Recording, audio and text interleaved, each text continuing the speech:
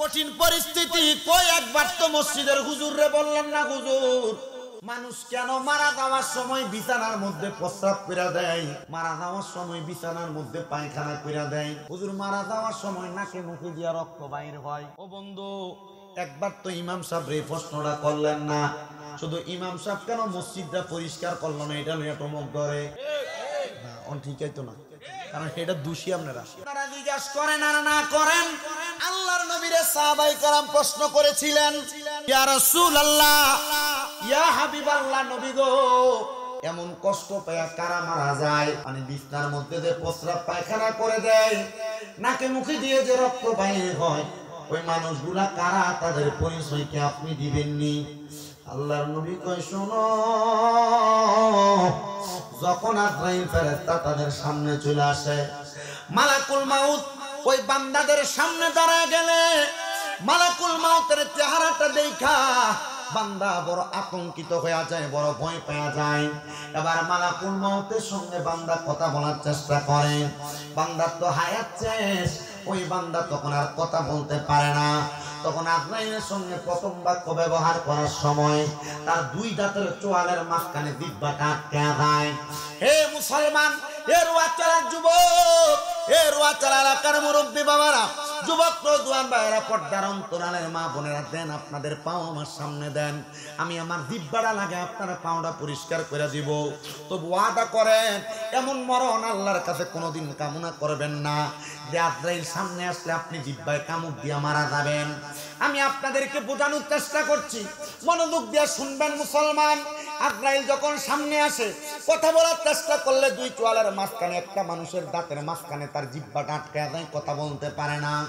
এবার বান্দা আজরাইলকে চোখের ইশারা দিয়ে বোঝানোর চেষ্টা করে, বান্দার চোখের ইশারা আজরাইলের দিকে তাকাইলে, তাকায় দেখা আজরাইলের চেহারাটা এমন ভয়ঙ্কর, বান্দা তাকাইতে তাকাইতে বান্দার চোখটা উল্টে যায়, বান্দা তখন চোখ দিয়া বুঝাইতে পারে না।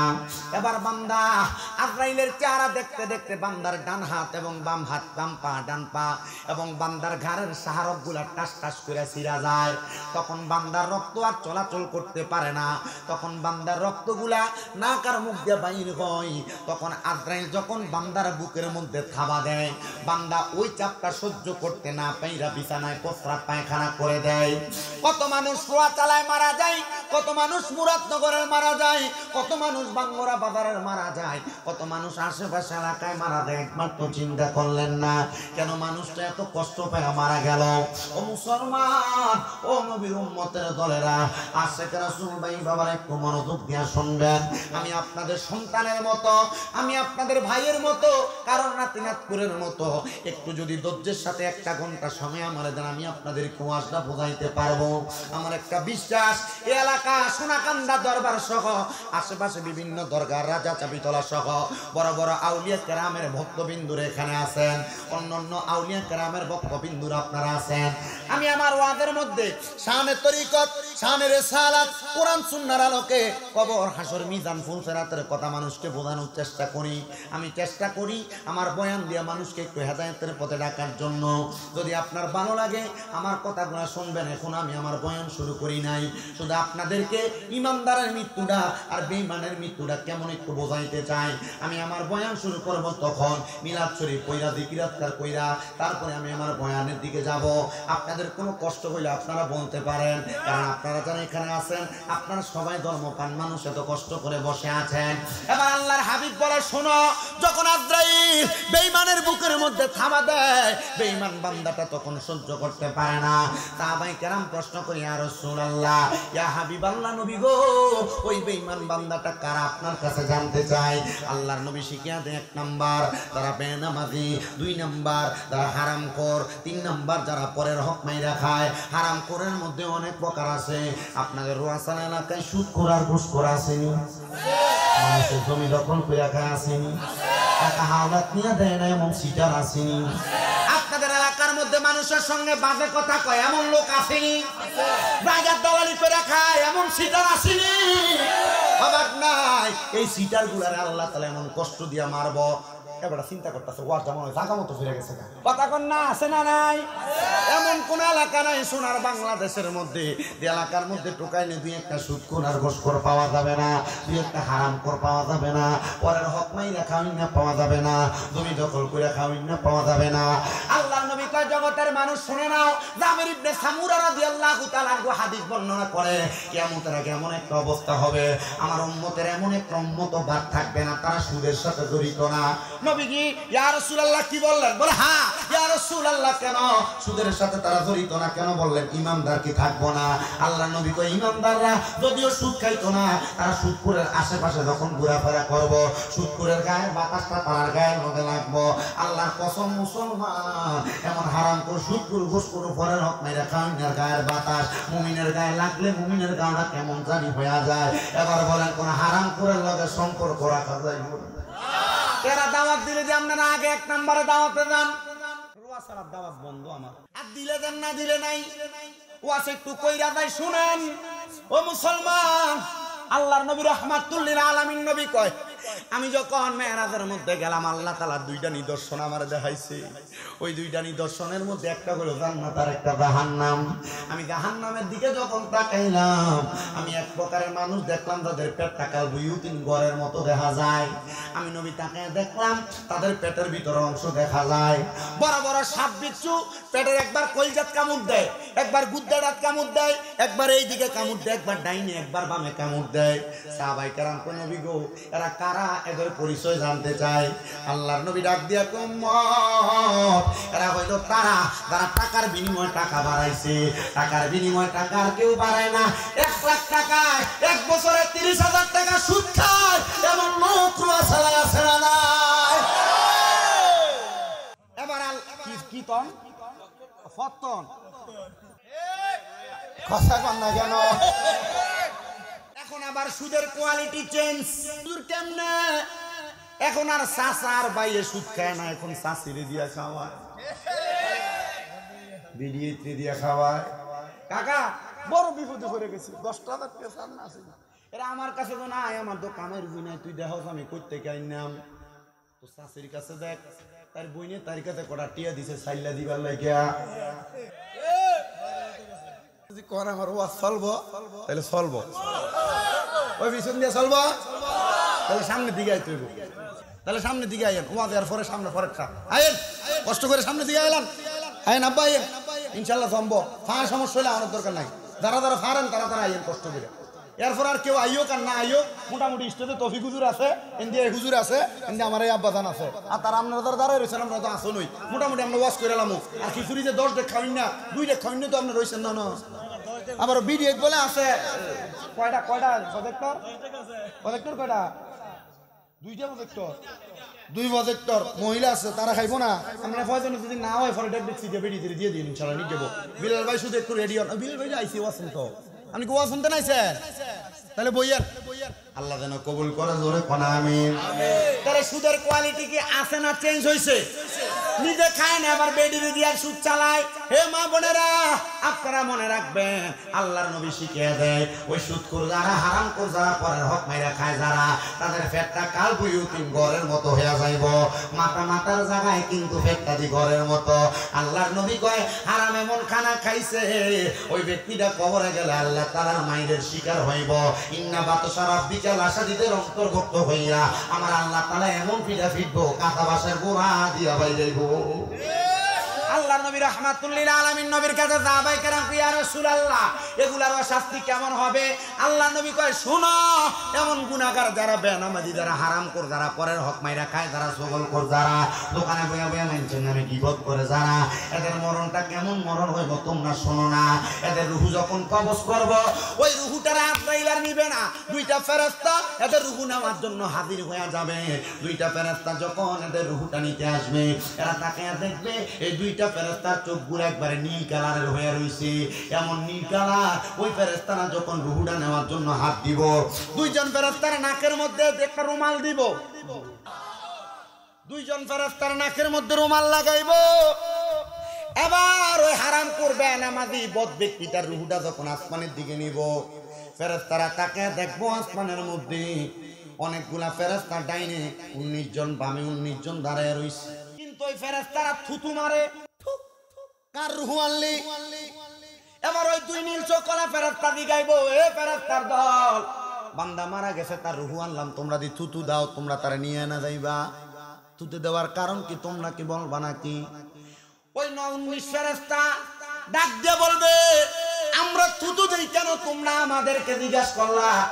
নাকের ভিতরে যে কাপড়টা দিছে এটার কারণটা কত, তারপর থুতু দেওয়ার কারণ শুনবা। একটা নাকের ভিতরে রুমাল, আরেক ফেরেশতা কি করে? থুক্কু দেয়।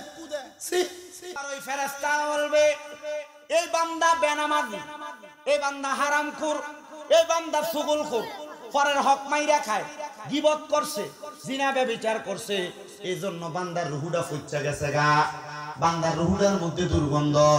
আমরা ফেরেশতা বান্দার রুহুর এই দুর্গন্ধ সহ্য করতে পারি না, এজন্য বান্দার রুহুটা থেকে দুর্গন্ধ যেন কাটে উঠতে পারি, নাকের মধ্যে রুমাল দিতি। ওই ফেরেশতা কয়, তোমার অবস্থা যেমন আমার অবস্থা তেমন। এই বান্দার রুহু সহ্য করতে না পারার কারণে, দুর্গন্ধ সহ্য করতে না পারার কারণে আমরা তারে থুতু দেই। এবার বলবে, আলমে আরোহার দরজার সামনে গেলাম, কিন্তু বেঈমান বেনামাজির রুহুটারে আলমে আরোহার কোনো জায়গার মধ্যে রাখা যায় না। গেলাম আসমানের প্রথম স্তর, দ্বিতীয় স্তর করে সপ্তম স্তরে, কোনো জায়গায় যাওয়া যায় না, দরজা গুনা বন্ধ। এবার আমি দেখলাম ডাইনেও বন্ধ, বামেও বন্ধ, সামনে বন্ধ, পেছন দিক দিয়ে একটা দরজা খোলা, ওই দরজাটা কোনো জাহান্নামের দরজা। বান্দারে জাহান্নামে নিক্ষেপ করা হবে। ও বন্ধু, জাহান্নামের আগুনটা হবে লাল, জাহান্নামের আগুনের মধ্যে বান্দারে 1000 বছর পুরাইব। আমার আল্লাহ তাআলা জাহান্নামের আগুনের রংটা এবার বানাইবো সাদা, আর 1000 বছর জ্বালাইয়া জাহান্নামের আগুনের রংটা বানাইবো কালা। এই জাহান্নামের আগুনে পুড়তে পুড়তে বান্দা একবার পুড়বে না, বান্দা দুইবার পুড়বে না, বারবার বান্দার জাহান্নামের আগুনের মধ্যে পুড়াইয়া, এবার যখন বান্দা অনেক পুড়তে পুড়তে 3000 বছর পুড়ব, বান্দা ফেরেশতাদেরকে বলবে, হে ফেরেশতা, একটু পানির ব্যবস্থা নি করা যাবে, আমি বড় পিপাসার্থ 3000 বছর পুরার কারণে। ফেরেশতা কবে, অবশ্যই, তুমি যেহেতু জাহান্নামে আসছো, পানি তো তোমার লাগে রাখছি। ওই বলে, পানিটা কি? বলে, অন্য কোনো পানি না, পানিটা হইল এমন একটা লোহার গরম পাত্র, লোহার পাত্র গরম, একবারে আগুনে তাপ দেওয়া। এই পাত্রটার মধ্যে অন্য জাহান্নামীদের মধ্যে পুরানোর কারণে রক্ত আর ফুসগুলা দেরি বাইয়া বাইয়া নিচে পড়ছে হাবিয়ার মধ্যে। এখান থেকে গরম এই পাত্রটার মধ্যে করে 1 কাপ পানি আনবো, যে পানিটারে হাদিস শরীফের ভাষায় কই তিনাতুল খাবাল। এ তিনাতুল খাবাল পানি ডাইন না কইব, নেও খাও। বলবে, আরে পানি খাইব কেমনে? দুনিয়াতে একটা পানির মধ্যে একটা মশা পড়লে পুরা পানিটা আমি ফালাইয়া দিছি। বান্দা তখন আফসোস করবে আর বলবে, না না না, এই পানি তোমারে খাওয়া লাগবে, কারণ দুনিয়াতে সুদ খাইছো মজা কইরা, বাগাতিদার জমি দখল করে খাইছো মজা কইরা, হারাম খাইছো মজা কইরা, নামাজও পড়ছো, সুদও খাইছো। এ বান্দা, এজন্য তোমার জন্য পানির ব্যবস্থা করে রাখা হয়েছে। এবার বান্দা বিটকুটে বিটকুটে পানিগুলা মুখের মধ্যে দিবে, কিন্তু বন্ধু কি খবর হইব জানো? বান্দা পানি যখন মুখে দিব, বান্দার পেটের নারী বুড়ি গুলা পায়খানার রাস্তা দিয়া বাহির হইয়া যাইব, চিৎকার করব, বাঁচানোর মতো কেউ আসবে না। আরে সুদ খাইয়া পোলারে বড় ডাক্তার বানাইলা, পোলারে তুমি বিদেশ পাঠাইলা সুদের টাকা দিয়া, পোলারে তুমি মানুষের মতো মানুষ বানানোর চেষ্টা করলা, ওই ফুটে তুমি আব্বারে বাঁচাইতো না, যে স্ত্রীরে দামি স্বর্ণ গয়না কিনে দেওয়ার লাগে সুদের টাকা করলা, ব্যাংকে এফডিআর করলা, ব্যাংকে ডিপিএস এর নাম দিয়ে সুদের টাকা খাইলা, আল্লাহ কসম তোমার ওই বউ তোমার কবরে বাঁচাইতো না। এবার বলে, এই আল্লাহ তাআলার আযাব থেকে বাঁচার জন্য আমাদের সবাইকে হারাম খাওয়া ছাড়ার দরকার আছে না? না, সুদ নাম নাই এফডিআর, সুদ নাম নাই ডিপিএস। বলি বাবা শুনেন, এই হাদিস কইলে ব্যাংকে যারা চাকরি করে হেতারও ধরা, ব্যাংকে যারা চাকরি করে তারাও ধরা। আল্লাহর নবী কয়, শোনো দুনিয়ার মানুষ, আমি নবী 4 প্রকারের ব্যক্তির অভিশাপ দিলাম, আল্লাহর লানত দিলাম। ইয়া রাসূলুল্লাহ, আপনারা যারা এনে আছে, আপনাদের চাইতে বেশি ওই রোয়া সালা দক্ষিণ পাড়া ইন্ডিয়া কটা ফুলান খেলতেছে। বাবা তোমরা মনোযোগ দিয়ে খেলো, আলহামদুলিল্লাহ খেলাধুলা ভালো জিনিস, তবে ব্যাটটা দিয়ে বাড়ি দেওয়ার সময় শামীমরা তাদের কথাগুলো শুনে একটু মনোযোগ দিয়ে শূন্য, কারণ দরকার আছে। কারণ যারা যুবক মানুষ তারা যদি এখন হেদায়েত না করা যায়, আপনারা যারা মুরব্বী আছেন, বয়স তো শেষের পথে, কয়দিন পরে মারা যাইবেন, এরা ঠিক হইলে সমাজ ঠিক হইব। এবার বলেন, আমরা সমাজের যুবকদেরকেও ঠিক করার দরকার আছে না? না, আমার গাড়িটা ভাড়া দিয়ে রাইস বেটা খুব ভালো ছেলেরা। আমি যখন আসছি দেখছি যে দৌড়ে আইসা কয়েকজনে খুব সুন্দর করে একবারে মাহফিল কমিটির কল দিয়া পর্যন্ত নিয়ে গেছে। আল্লাহ তাআলা রোয়া চালানা শুধু মুরাদনগর, বাঙ্গরা, এরপরে হোমনা, তিতাস, নবীনগরের পশ্চিম সাইড, এই এলাকায় আলহামদুলিল্লাহ আপনারা যখনই কোনো ওলামায়ে কেরাম আসে, আপনাদের এলাকার মানুষ ঠিক মেয়ের জামাইরে যেমন আদর করে, হুজুরার এমন আদর করে। এটা আমি পছন্দ করি এবং আমি এদিকের মানুষের সাথে যোগাযোগ যখন করে আলহামদুলিল্লাহ চেষ্টা করি যদি ডেট খালি থাকে মাহফিল রাখার। কেন জানেন? কারণ আপনাদের এলাকায় আলেমদেরকে সম্মান, কারণ আপনাদের একটা বরকত আছে। সোনাকান্দার মরহুম পীর সাহেব হুজুরের মতো বড় আল্লাহর ওলি আপনাদের এলাকায় শুয়ে আছে। ওনাদের যে ফয়জত আপনাদের সিনাতে আসছে, আপনারা ওইখানে যান আর না যান, রাজা চাবি চলার মতো এত বড় আল্লাহর ওলিরা এখানে শুয়ে আছেন। হযরতে আব্দুল গনি শাহ রাহমাতুল্লাহ আলাইহির মতো আল্লাহর ওলিরা শুয়ে রয়েছে। হয়তোবা শুয়ে আছে, এটার আশেপাশের ভিতরে যে বদ কাজগুলা করে, এ করার কারণে হয়তো উল্টাপাল্টা চলে আর কি, কিন্তু ওলিরা তো সত্য, এটা তো ঠিক আছে। যেই কথা বললাম, নবী কয় প্রকারের মানুষের অভিশাপ দিছে? 4 প্রকারের ব্যক্তির অভিশাপ দিছি। ইয়া রাসূলুল্লাহ, কারা? আল্লাহর নবী ডাক দিয়ে কয়, 1 নাম্বার যারা খায়, যারা সুদের টাকা খায়। আল্লাহর নবী কয়, তাদের উপর আমি লানত দিলাম। যারা সুদের উপরে টাকা নেয়, এই ব্যক্তিরা আমি লানত প্রদান করলাম। আমরা জানি খাওয়িনার দেউইনার কথা, কিন্তু আব্বা আমরা এলাকার মধ্যে ইস্টেমের মধ্যে সই দিয়া পর্যন্ত সুদের টাকা নেয়। ওমা ঠিক আছে দিমু, এটার একটা গ্যারান্টি লাগবো না, এমন কারবার করে। তো যেই ব্যক্তি সুদের টাকার কাগজ ডালে, আল্লাহর নবী কয়, যিনি কাটে ওই লেহুন্না বেড়া খাউন্না যে খাইয়া লাভ হইব, ওই ব্যক্তি যে আযাবে জ্বলব, লেহুন্না বেড়া তিন আযাবের মধ্যে জ্বলব। এবার এলাকার বালা ব্যক্তি যেটা নামাজি মানুষ, ভদ্র মানুষ, তারে কয়, কাকা তে আমার কাছ থেকে 1 লাখ টাকা নিবা, আপনি একটু সাক্ষীটা হইয়া যান। আল্লাহর নবীকে এমন সাক্ষী দ্বারা হইব, জাহান্নামের আগুনে তারাও সমানভাবে ফুরাইব। সাবধান হও মুসলমান, কবরের কঠিন আযাব থেকে বাঁচার জন্য, আল্লাহ তাআলার কঠিন আযাব থেকে বাঁচার জন্য তোমরা এখন থেকে সাবধান হয়ে যাও। এবার মুমিনের ইন্তেকাল, আমি 10টা নিয়ামতের কথা বলছি। 5 নাম্বার ঈমানের সাথে মৃত্যুবরণ, আমি সেই কথার মধ্যে ছিলাম রে বাবারা। এবার আসেন আল্লাহ তাআলা আর 6 নাম্বার কি নিয়ামত দান করব। মুমিন বান্দা যদি হয়, ইন্তেকাল করবে যখন, ইন্তেকাল করার সময় দুনিয়ার বান্দা যারা বেঈমান, যারা হারামখোর, যারা পরের হক মেরে খাইছে, তারা তো বিস্তার মধ্যে প্রস্রাব পায়খানা কইরা দিয়ে ইন্তেকাল করছে। কিন্তু যে ব্যক্তি ইমানদার, আজরাইল যখন তার সামনে আইব, আজরাইল তার সামনে আসার আগে আর 2টা ফেরেশতা ইমানদারের সামনে আইব, মুমিনের সামনে আইব। এ দাড়ি পাকা বয়স্ক বাবারা, আমার যুবক নওজোয়ান ভাইরা, পর্দার কোরআনের মা বোনেরা, ওই 2টা ফেরেশতা যখন সামনে আইব, একটা ফেরেশতার হাতের মধ্যে মেশক আম্বরের আতরের একটা বোতল থাকবো, আর একটা ফেরেশতার হাতের মধ্যে জান্নাতের একটা আসন থাকবো। ওই মেশক আম্বরের আতরটা লইয়া ফেরেশতাটা নাকের কাছে লাগিয়ে দিব গো। বান্দা সুগ্রাণ পাইয়া যখন ঘুমিয়ে যাইব, এবার বান্দা অল্প কিছুক্ষণের মধ্যে আজরাইল তার সামনে, আজরাইল আইসা বান্দার বুকের মধ্যে হাত দিব, কিন্তু বুকের মধ্যে থেকে 2টা ফেরেশতা উত্তর দিবে, আজরাইল এই বুক দিয়ে রূহ কবজ করতে পারবা না। বলে কেন কেন কেন? বান্দা এই বুকের মধ্যে আল্লাহ নবীর ভালোবাসা ধারণ কইরা নামাজের তালিম নিছে, জিকিরের তালিম নিছে, ভালো কাজের তালিম নিছে, নেওয়ার কারণে আমরা 2জন ফেরেশতা বান্দার বুকটারে পাহারা দেই। এই জন্য বান্দার বুকে দিয়া কষ্ট দিয়া বান্দার রূহ নেওয়া যাবে না। আহারে বান্দা রূহ কবজ করার সময় এমন চিৎকার দেয়, আল্লাহর নবী কয় 2 প্রকারের ব্যক্তি ছাড়া, মাখলুকাত ছাড়া সবাই তার চিৎকার শুনতে পায়, মানুষ আর জিন জাতি শুনতে পায় না। আর কুকুর, বিড়াল, এলাকার মুরগিগুলা পর্যন্ত মৃত্যু ব্যক্তির ইন্তেকালের সময় চিৎকারের আওয়াজ শুনতে পায়। এবার বান্দার বুক দিয়া যখন রূহ যাবে না, বান্দার মুখের মধ্যে আক্রমণ করা হবে। ওই বান্দার মুখের মধ্য থেকে 2জন ফেরেশতা আওয়াজ দিবে, বান্দা 5 ওয়াক্ত নামাজ আদায় করার জন্য সুবহান রাব্বিয়াল আলা, সুবহান রাব্বিয়াল আলা, সুবহান রাব্বিয়াল আলা বলে সাজদা দিছে। বান্দা 5 ওয়াক্ত নামাজের আগে ওযু বানাইছে। এ ফেরেশতা আজরাইল, আপনি বান্দার মুখ দিয়ে রূহ কবজ করতে পারবেন না। এবার আজরাইল বান্দার ডান দিকে আক্রমণ করবে। ডান দিকে আক্রমণ করলে ডান দিক থেকে জবাব আসবে, আমরা কইলাম এই মৃত্যু ব্যক্তির দান সাদকা আমরার কাজ দিয়া তোমরা কোনোদিন রূহ কবজ করতে পারবা না। বান্দার বাম দিকে আবার আজরাইল ফেরেশতা যখন আক্রমণ চালাইবো বাম দিক থেকে আওয়াজ আসবে। আমরা কইলাম বান্দার মা বাবার খেদমত, বান্দারে বাম দিক দিয়া তুমি আক্রমণ চালায় মারতে পারবা না। এবার আজরাইল ফেরেশতা আল্লাহ তাআলার কাছে ফিরা যায় আর আমার আল্লাহ তাআলার কাছে জানায় দেয় আল্লাহ বান্দার রূহ তো কোনো দিক দিয়ে কবজ করা যায় না। আজরাইল রে আমার আল্লাহ জবাব দেয়, এ আজরাইল বান্দা ইন্তেকাল করবে, বান্দা তো মুমিন, বান্দার নামাজ তোমারে বাধা দেয়, বান্দার দান সদকা বাধা দেয়, মা বাবার খেদমত বাধা দেয়, বান্দা ইন্তেকাল করার আগে কলমা পড়ে মরবো, কালেমা পড়ে মরবো, এই জন্য বান্দার রূহটা বাইর হয় না। এবার যেই দুই ফেরেশতা বান্দার মাথার কাছে আর নাকের ডগায় ওই দুই ফেরেশতা মেশকু আম্বরে আতরটা আবার যখন দিব বান্দার ঘুম ভাঙিয়া যাইব।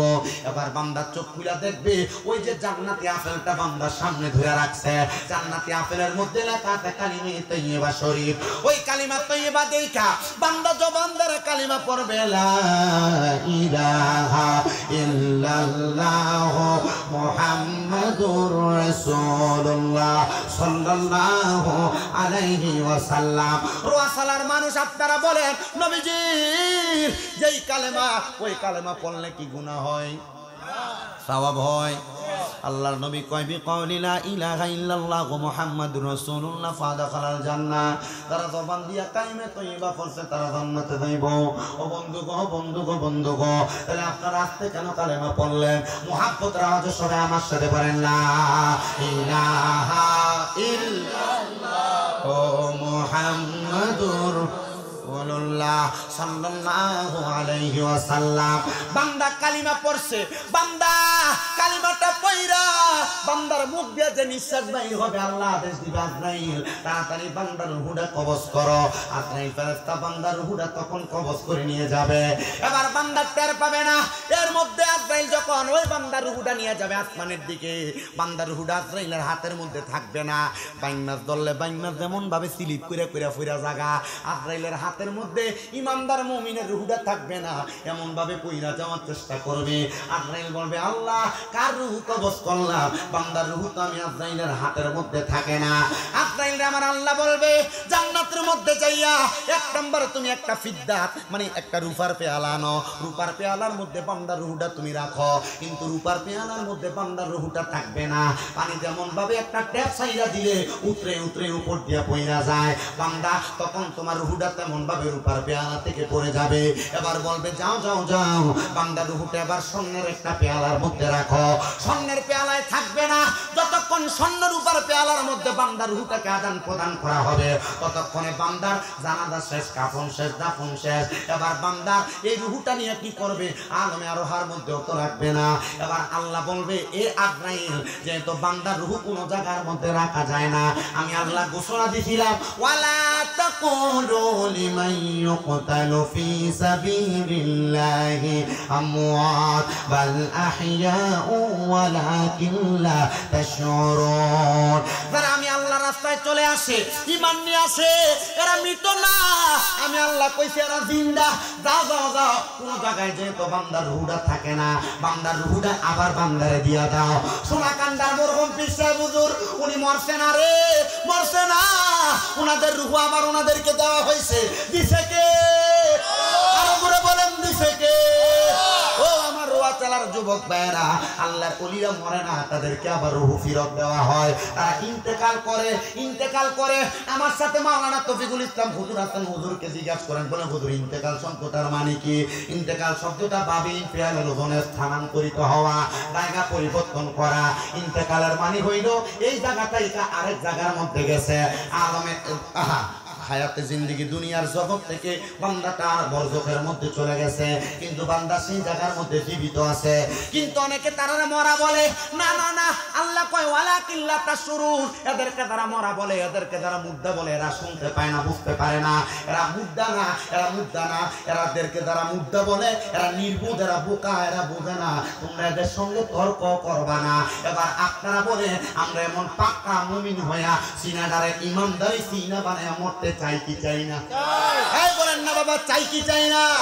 ও মুসলমান, ও নবীর উম্মতের দলেরা, একটু ধৈর্য দিয়া মনোযোগ নিয়ে আলোচনা শ্রবণ করার চেষ্টা করবেন। আমি আপনাদেরকে মুমিনের ইন্তেকালের ব্যাপারে বোঝানোর চেষ্টা করতে পারবি। মুমিন বান্দা কবরের স্বাগতম পাইব।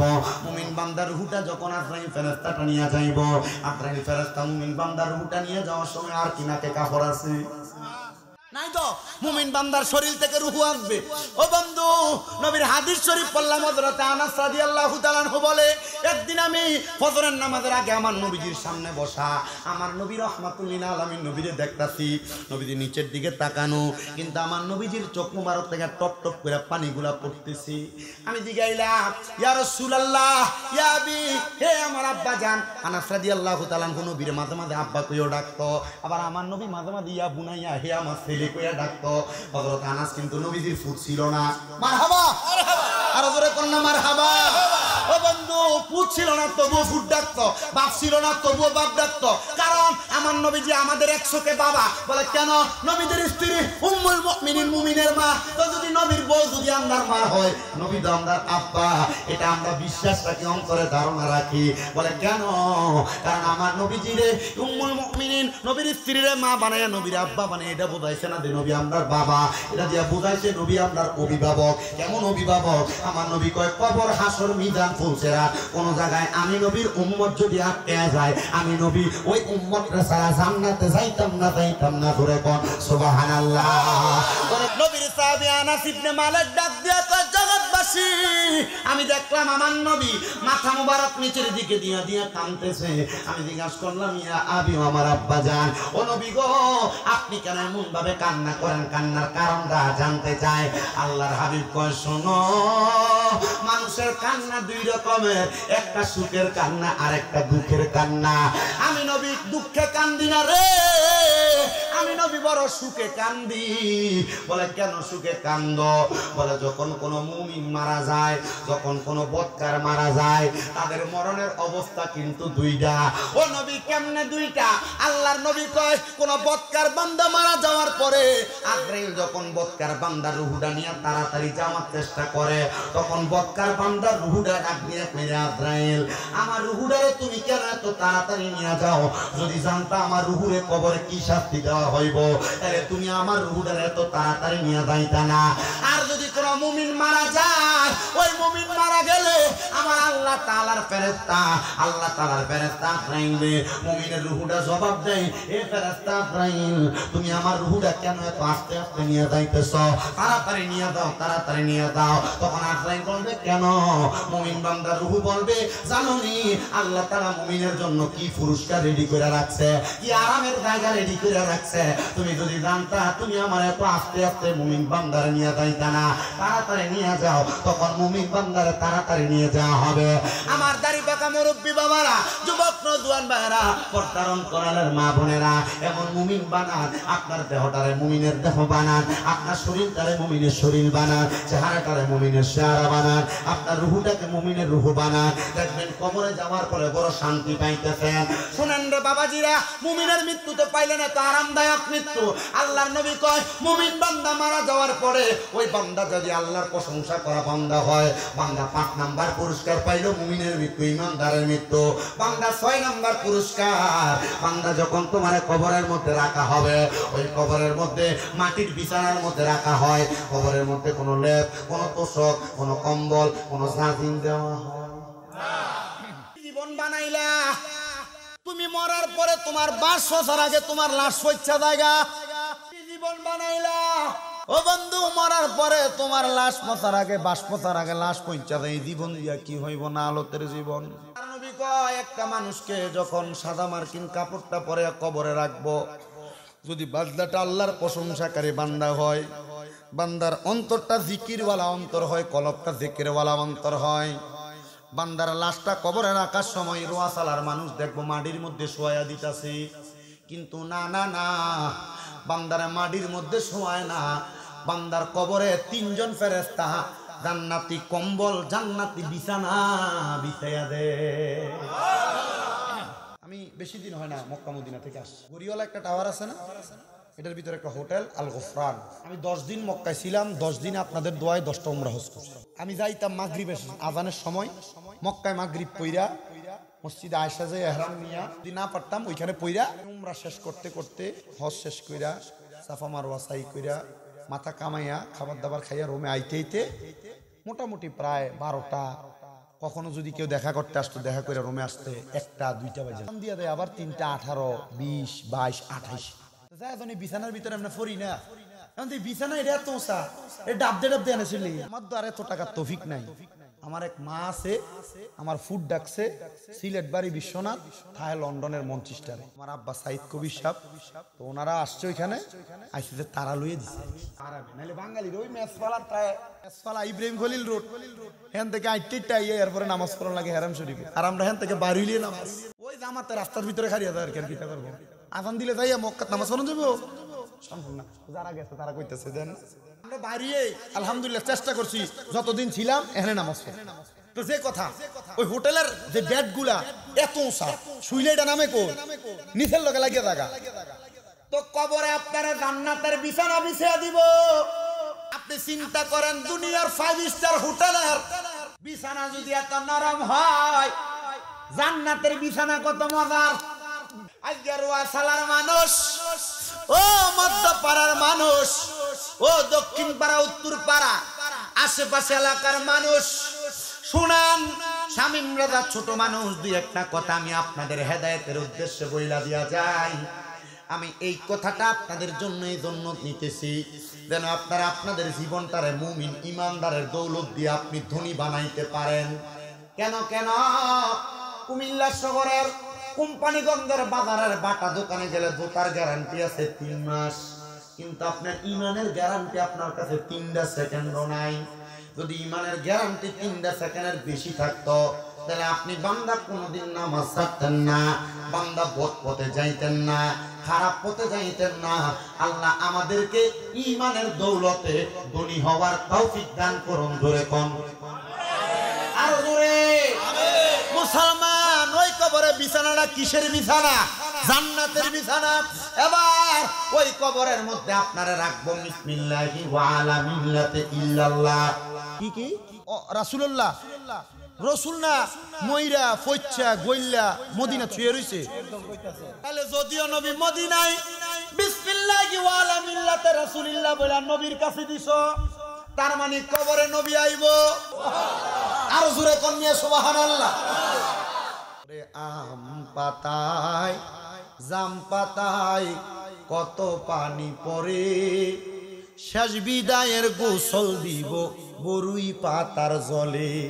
ওরে সেই দিন কিন্তু নূরের নবী আইব রে কন্যা, সেই দিন কিন্তু নূরের নবী আইব রে। ও প্রাণের মুর্শিদ রে, তুমি ধীরে ধীরে ফিরে ফিরে চাইও রে। তোমায় ডাক দিলে আশেকের প্রাণে চাইও রে, তোমায় ডাক দিলে আশেকের দিকে চাইও রে। ও প্রাণের মুর্শিদ রে, তুমি ধীরে ধীরে ফিরে ফিরে চাইও রে। আমার বিয়ার যাত্রী আমি 4 জনারে দেখি, ওরে আন্ডার ঘরে নামাই দিয়া দিব আমায় ফাঁকি। বুঝিনি কোন 4 জন? ওই লাস্টিতে কান্দে লইবে চাইছা। ওরে আমার বিয়ার যাত্রী আমি 4 জনারে দেখি, আন্ডার ঘরে শোয়াই দিয়া দিব আমায় ফাঁকি। আইরে সেই কবরে মায়ার নবী আইব রে কন্যা, সেই কবরে মায়ার নবী আইব রে। ও প্রাণের মুর্শিদ রে, তুমি ধীরে ধীরে ফিরে ফিরে চাইও রে। ওই কবরে নামাইব বিসমিল্লাহি ওয়া আলা মিল্লাতি রাসূলিল্লাহ। ওই কবরে নবীর মিল্লাতে যখন আপনারে আমারে দেওয়া হইব, ওই কবরের মধ্যে দিয়ে আপনার কবরের উপরে বাঁশগুলা দিব, বাঁশের চাটাইগুলা দিব, চাটাইগুলা দিয়া আপনার কবরের উপরে মাটি দিব। মিনহা খলাকনাকুম ওয়া ফিহা নুঈদুকুম ওয়া মিনহা নুখরিজুকুম তারাতান উখরা। ও বন্ধু, কত আলেম ওলামারা এই আয়াতের তাফসীর করে, আল্লাহ মাটি দিয়ে আপনারে বানাইছে, মাটি থেকে আবার আপনারে ঢুকাইবো মাটিতে, আবার মাটি থেকে বাইর হইব। জিগান তৌফিক হুজুরে, হুজুরে আয়াতের কোন জায়গার ভিতরে মাটির আরবি শব্দটা আসেনি। মিনহা বলতে জমির দিয়ে বোঝাইছে ওই আগের আয়াতে। মারহাবা কর না, আরো জোরে কর না মারহাবা। আল্লাহ মাটি দিয়া বানাইছে, মাটিতে ঢুকাই বাবার মাটি থেকে উঠাইব। সবাই জোরে জোরে একটু জিকির করেন লা ইলাহা ও লা ইলাহা লা ইলাহা ইল্লাল্লাহু মুহাম্মাদুর রাসূলুল্লাহ সাল্লাল্লাহু আলাইহি ওয়াসাল্লাম। জবান খুলে জোরে জোরে পড়ে আলহামদুলিল্লাহ। এবার কবরে মাটি দিয়া যখন আপনার এলাকার মানুষ আপনার কবরের মধ্যে শোয়া দিয়া চইলা যাইব, কবরের ভিতরে একটা মোমবাতি জ্বালাইব। কবরের ভিতরে অন্ধকারে কেমনে থাকবা?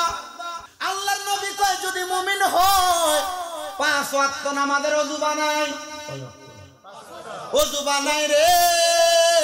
হে যুবক শোনো, হায়রে আমার পর্দার অন্তরালের মা বোনেরা শোনো, বান্দা কবরে যাইবা, তোমার কবরে কোনো আলো নাই, বাতাস নাই, কিন্তু যদি মুমিন হও তোমার কবরের মধ্যে 2 জন ফেরেশতা মুনকার আর নকির যখন আইব, মুনকার নকির আইসা দেখবো ওই কবরের মধ্যে নূরের আলো ফক ফক করে জ্বলতেছে। এবার ওই ফেরেশতারা জিগাইবো, আল্লাহ সব বান্দার কবর তো অন্ধকার, এই বান্দার কবর কেন এত আলোকিত দেখা যায়? তখন বলবে বান্দা 5 ওয়াক্ত নামাজের ওযুর কারণে বান্দার চেহারার মধ্যে এমন একটা নূরের আলো, ওই আলো দিয়া বান্দার অন্ধকার কবর আলো হয়ে গেছে। তোমার কবর তুমি আলোকিত বানাইবা, তোমার কবর তুমি অন্ধকার বানাইবা, সিদ্ধান্ত তোমার, বইলা দেওয়ার দায়িত্ব আমার। আমি আমার পর্দার অন্তরালের মা বোনদের কাছে বলবো, ওয়াজটা কিন্তু কিছুক্ষণ পরে আপনার উপরে পড়ব।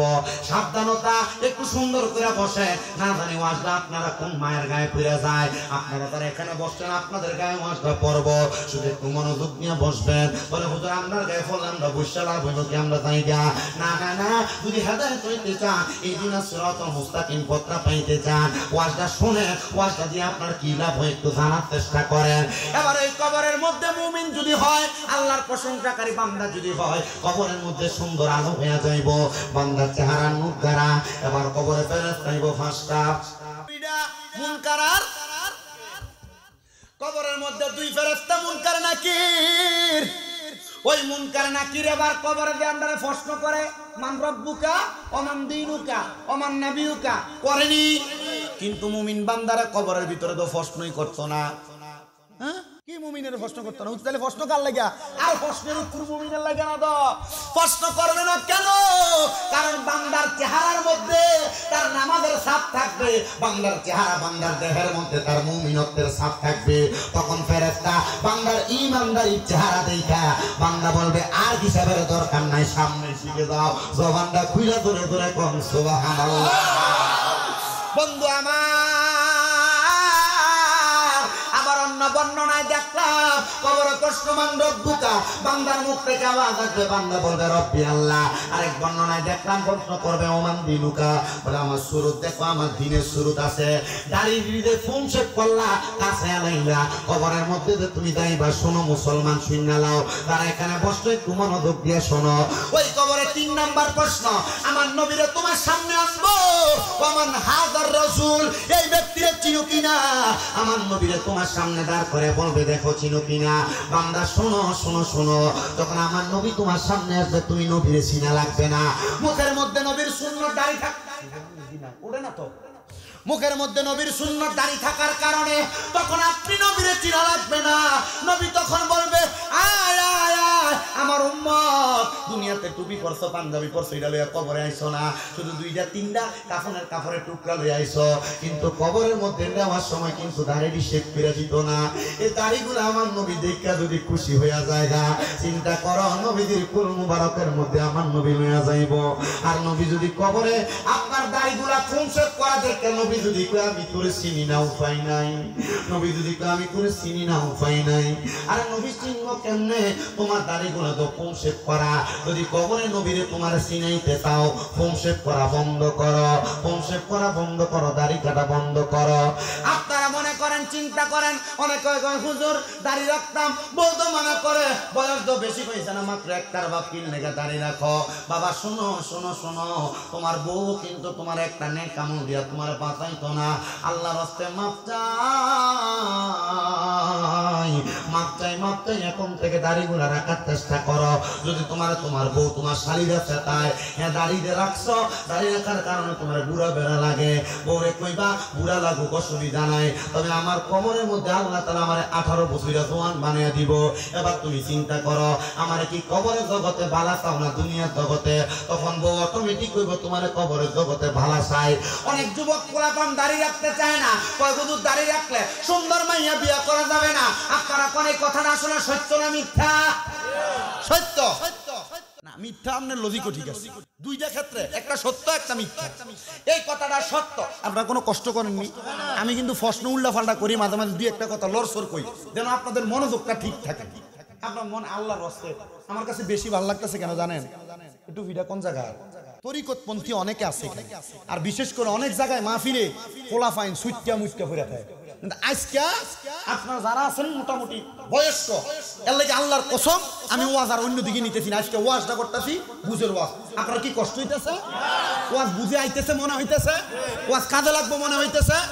অনেক যুবকেরা বিয়ে করার জন্য চিন্তা করে আমার কোনো মাইয়া পছন্দ করতো না, এজন্য আমি দাড়ি রাখি না। এ যুবক শুনো, তোমাদের উদ্দেশ্য আমি ওয়াজ করে দিয়া যায়। শোনো, যদি কোনো মাইয়া তোমার দাড়ির কারণে পছন্দ করে, মনে করবা তুমি একটা নির্লজ্জ বেহায়া মাইয়া থেকে বাঁচতে গেছো। বলো হুজুর কেন? কারণ ওই মাইয়া চিন্তা করে জামাই যদি দাড়ি থাকে, এ জামাইরে লইয়া বাঞ্চারামপুরের ওয়াই ব্রিজে ফটফটি খাইবার লেগে যাওয়া যাইতো না, এ জামাইরে লইয়া কোম্পানিগঞ্জে মুরাদনগরে মার্কেট করা যাইতো না, জামাইরে লইয়া সুইগেল যাওয়া যাইতো না। ম্যাডাম নতুন হয়েছে নাকি? হ্যাঁ নাই, অনেকদিন মোটামুটি ঢুকি না তো। চিন্তা করে দাড়িওয়ালা পোলারে লইয়া বেহায়াপনা করা যাবে না। এবার আপনারা বলেন, যে মাইয়া চটফুড়ি ফুচকা খাইবার লেগে বেফর্দা ভাবে বাঞ্চারামপুরের ওয়াই ব্রিজে যায়, অনেক বিভিন্ন জায়গায় যায়, এবার কোন যে মাইয়া এমন বেফর্দা ভাবে ঘুরতেছে, এটা কি আসলে বালা মাইয়া না খারাপ? তাহলে বুঝা লইবেন, নবীর সুন্নাত দাড়ি রাখার কারণে একটা ফুন্ডা ফেন্না মাইয়া থেকে বাচ্চা গেছেন না। আর দাড়িওয়ালা ফুলার ওই মাইয়া বিয়া করব যে মাইয়া আল্লাহ নবীর সুন্নতকে পছন্দ করব। এ যুবক, এ মুরব্বী বাবাজিরা, আমার যুবক নওজোয়ান ভাইয়েরা, ওয়াজটা আপনাদের হেদায়েতের উদ্দেশ্যে আপনারা চেষ্টা করেন এই ওয়াজটা কাজে লাগানোর জন্য। তাহলে 8 নাম্বার যেটা বললাম, আল্লাহর নবীজি আপনি চিনা লাগবে না, নবী আপনারে চিনবে। সুবহানাল্লাহ, আর জোরে কোন সুবহানাল্লাহ। ওই কবরে আরো 2টা জায়গা আছে, একটা জায়গার নাম হলো ফুলসেরাত। বান্দা, যদি তুমি আল্লাহর প্রশংসাকারী বান্দা হও, ও বান্দা তুমি যখন কবরের মধ্যে যাইবা, অন্ধকার কবরের মধ্যে যাওয়ার পরে তোমার সামনে ফুলসেরাত হাজির হয়ে যাবে। কেমন হবে শোনো, একটা চুল 70 ভাগ করলে যত চিকন, ফুলসেরাতের রাস্তাটা তত চিকন, তরবারির চাইতে আরো মারাত্মক ধারালো। তখন বান্দা ফুলসেরাতের সামনে যে কান্না করবে, এ বান্দা মুমিন হওয়ার কারণে কান্না করবা না। বান্দা বিসমিল্লাহ বলে তুমি কদম রাখো, আলহামদুলিল্লাহ বইলা চোখটা খোলো। বান্দা তুমি চোখটা খুলতে দেরি দেখবা তুমি আলহামদুলিল্লাহ বলার কারণে তুমি ফুলসেরাত পার হয়ে গেছো। কিন্তু যারা বেঈমান বেআমল, এরা কবরের মধ্যে সব জায়গায় লাঞ্ছিত হবে। ফুলসেরাতের দড়িটা ছিঁড়ে এরা যখন জাহান্নামের আগুনে পড়বে হাবিয়া, ডাইরেক্ট কোন মারাত্মক জাহান্নামের মধ্যে ঢুকে দেওয়া হবে। এ বান্দা শোনো, 9 নাম্বার পুরস্কার পাইলা, ফুলসেরাত আল্লাহ বিজলির মতো পার করে দিবে। বিসমিল্লাহ আলহামদুলিল্লাহ বলতে যা সময়টা, এবার বান্দা সামনে দেখবে অত্যন্ত সৌন্দর্যমণ্ডিত জায়গা, দেখতে বড় ভালো দেখা যায়। বান্দা 2টা দরজা দেখবে, 2টা দরজা দিয়ে প্রবেশ করতে চাইবে। বান্দা কোথায় যাবে? তখন বান্দাকে এক প্রকারে ফেরেশতা আহলান ওয়া সাহালান মারহাবান দুয়ুফুল্লাহ দুয়ুফুর রহমান বইলা ডাকবে, এ আল্লাহর বান্দা, আল্লাহর মেহমান আয় আমরার কাছে আয়, আমরার কাছে আয়। ওই বান্দাগুলার কেউ না জান্নাতের গেটে দিয়ে ফেরেশতার নাম হলো রেদওয়ান ফেরেশতা। ওই ফেরেশতা সহ আর 19 জন ফেরেশতা জান্নাতের গেট থেকে ডাকবো, আয় আয় আয় আয় বান্দা জান্নাতের মধ্যে প্রবেশ কর। তখন বান্দা জান্নাতের মধ্যে প্রবেশ করবে, 10টা পুরস্কার পাওয়া যাবে। ওই বান্দার কেউ না, ওই বান্দা আল্লাহর প্রশংসাকারী বান্দা। জোরে বলেন কার প্রশংসা? আল্লাহ। আরো জোরে বলেন কার প্রশংসা? এবার আমি আপনাদেরকে নবীর আরেকটা হাদিস শরীফ শোনাই। যেহেতু মুমিন বান্দার কথাগুলা বললাম, মুমিন বান্দার ইন্তেকালের কথা বললাম, আল্লাহর প্রশংসাকারী বান্দার কথা বললাম। হযরত আব্দুল্লাহ ইবনে আব্বাস রাদিয়াল্লাহু তাআলা হাদিস বর্ণনা করে, যারা উমরা হজ করছেন, বড় হজ করছেন, আপনারা অনেকে তায়েফের ময়দানে গেছেন। তায়েফে ঢোকার সাথে সাথে একটা দরজা আছে, যে দরজার নাম বাবে আব্দুল্লাহ ইবনে আব্বাস। হযরত আব্দুল্লাহ ইবনে আব্বাস রাদিয়াল্লাহু তাআলা নামে একটা সুন্দর দরজা, মানে একটা গেট করে রাখছে। এটার পাশে আব্দুল্লাহ ইবনে আব্বাস রাদিয়াল্লাহু তাআলার মাকবারা, এটার পাশে আব্দুল্লাহ ইবনে আব্বাস রাদিয়াল্লাহু তাআলা নামের একটা মসজিদ, যেখানে মধ্যে কোরআন হাদিস চর্চা করা হয়। ওই আব্দুল্লাহ ইবনে আব্বাস রাদিয়াল্লাহু তাআলা হাদিসটা বর্ণনা করে, তাফসীর ইবনে আব্বাসের মধ্যে সেই হাদিসটা বর্ণনা করে রাখছে। আপনারা শুনেন, আব্দুল্লাহ ইবনে আব্বাস কয়, আমি আমার নবীরে জিজ্ঞাসা করলাম, ইয়া রাসূলুল্লাহ, আল্লাহর প্রশংসা করা হয় কিভাবে? আল্লাহর প্রশংসা করা হয় কোন ভাবে? আল্লাহর নবী কয়, 1 নাম্বার, কেউ যদি শিরিক না করে তাহলে ওই বান্দা সবচাইতে বেশি আল্লাহর প্রশংসা করা বান্দা। আমরা সমাজে অনেকটা দেখা যায়, যারা এই জায়গায় ওই জায়গায় মাথা ঠেকা দেয়, কপাল ঠেকা দেয়। ও বন্ধু, না না না, এমন শিরিক কর্মকাণ্ড যারা করে তাদের সঙ্গে সম্পর্ক রাখা যাবে না, তাদের সঙ্গে মিলামেশা করা যাবে না, এদের থেকে দূরে থাকা লাগবে। এরা আর কেউ না, এদেরকে দেখবেন পিছন দিয়ে উরুস মুবারক নাম দিয়ে বেনার লাগায়া এরা বেদি দিয়া গান বাজনা করে বাউল গান করায়। এমন বিয়াক্কল মার্কা মুসলমান বাংলা সমাজের মধ্যে আছে না? না, তারা পিছন দিয়া নাম দেয় উরুস মুবারক, পিছন দিয়ে উরুস মুবারক নাম দিয়া বাউল গান করে, বাউল শিল্পী দিয়া গান গাওয়ায়, মহিলা দিয়া গান গাওয়ায়। এরা মুসলমান না, এরা মুসলমান না, এরা লেবাসুল মুমিনিন কুলুবুল কাফিরিন। এরা ইসলামের নাম দিয়া ইসলাম দ্বারা ফানি চুবাইতে চায়, রুয়া চালার মানুষ আজকে থেকে বইলা দিয়া যায়। যাদেরকে দেখবে এমন উরুস মুবারকের নাম দিয়া সমাজের মধ্যে গান বাজনা করতেছে, নাচানাচি করতেছে, এদেরকে বয়কট করবা, বয়কট করবা, বয়কট করবা। কারণ হইল কোরআন সুন্নাহ এদেরকে সাপোর্ট করে না। এলাকার 10-5 জন মিনা থানার মধ্যে অবজেকশন দিবা, যেন এমন কুকর্ম এলাকার মধ্যে না হয়। আর এমন কুকর্ম হওয়ার কারণে এলাকার যুবকরা নষ্ট হয়, এলাকার যুবকরা মাহফিলে যাইতে চায় না, এলাকার যুবকরা তালিমে যাইতে চায় না। এই জন্য আপনাদের কাছে আবদার, যারা উরুসের নাম দিয়ে গান বাজনা করে, উরুস মুবারকের নাম দিয়ে বেডি পুরুষ একসাথে মেলামেশা করে, এদের সঙ্গে সম্পর্ক করবেন না। কারণ কোরআন সুন্নাহ নারী পুরুষ একসাথে মিলামেশাকে পছন্দ করে না, নারী পুরুষ একসাথে হয়ে যাওয়া পছন্দ করে না। এজন্য আপনাদের সবার কাছে আপনার হইল, শিরিক কর্মকাণ্ড যে জায়গার মধ্যে হয় সেই জায়গার মধ্যে আপনি যাবেন না। বলে হুজুর কেন? আমরা এলাকার অনেকেই তো শিরিক করে। না না না, এমন শিরিক কর্মকাণ্ড কেউ করবো দেখে আপনি করবেন, এটা হইতে পারে না। আমরা শিরিক থেকে দূরে থাকবো, আল্লাহর ওলিদের জিয়ারত করব। আপনাদের এলাকায় অনেক বড় বড় আল্লাহর ওলি আছে, ওলিদের জিয়ারত করবেন। বলে হুজুর অনেকে তো যায় কপাল থেকে দেয় মাজারের মধ্যে। না না না, আহলে সুন্নাত ওয়াল জামাতের আকীদা হইল, আহলে সুন্নাত ওয়াল জামাতের মানুষ তারা মাজার জিয়ারত করে, তারা কোনোদিন সিজদা করে, তারা মুশরিক, তারা কাফের, তারা বেঈমান। এদের সাথে সুন্নিদের কোনো সম্পর্ক বলেন, কোনো সম্পর্ক নাই। এদের সাথে কোনো মেলামেশা করবেন না। জিয়ারত করবেন, জিয়ারত করলে কবরের কথা মনে হয়, মরণের কথা মনে হয়। আল্লাহ তাআলা এমন জিয়ারত করার আমাদেরকে তৌফিক দান করুন। সবাই জোরে জোরে পড়েন আমিন। বাবারা আমার শুনে নেন মনোযোগ দিয়ে। আল্লাহ নবী 1 নাম্বার বললেন, যদি আল্লাহ শুকরিয়া করতে চাও তাহলে 1 নাম্বার কি করা যাবে না? কি করা যাবে না? সব মাফ করবো সবে বরাতের রাইতে। এই শিরিকের গুনাহ দিলেন কি লাগা কহুজুর দিছে দেখ কেন দিছি? আমি কই আর দিছে দেখ দেন যাইতো না, এবার বুঝা শুননা দেখা শোনা করা লাগবো, দেখেই কিছু করা যাবে না। মাজারে যাইবেন, আল্লাহর ওলি জিয়ারত করবেন, লাভ আছে, আসেনি? তবে কি করা যাইতো না? সিজদা দেওয়া যাইতো না। আহলে সুন্নাত ওয়াল জামাতের বড় একজন আলেম সুন্দর ফতোয়া দিছে, তোমরা আবার চাইও আবার সুমা দেন, অনেকে সুমা দিও না। হুজুর কি লাগা?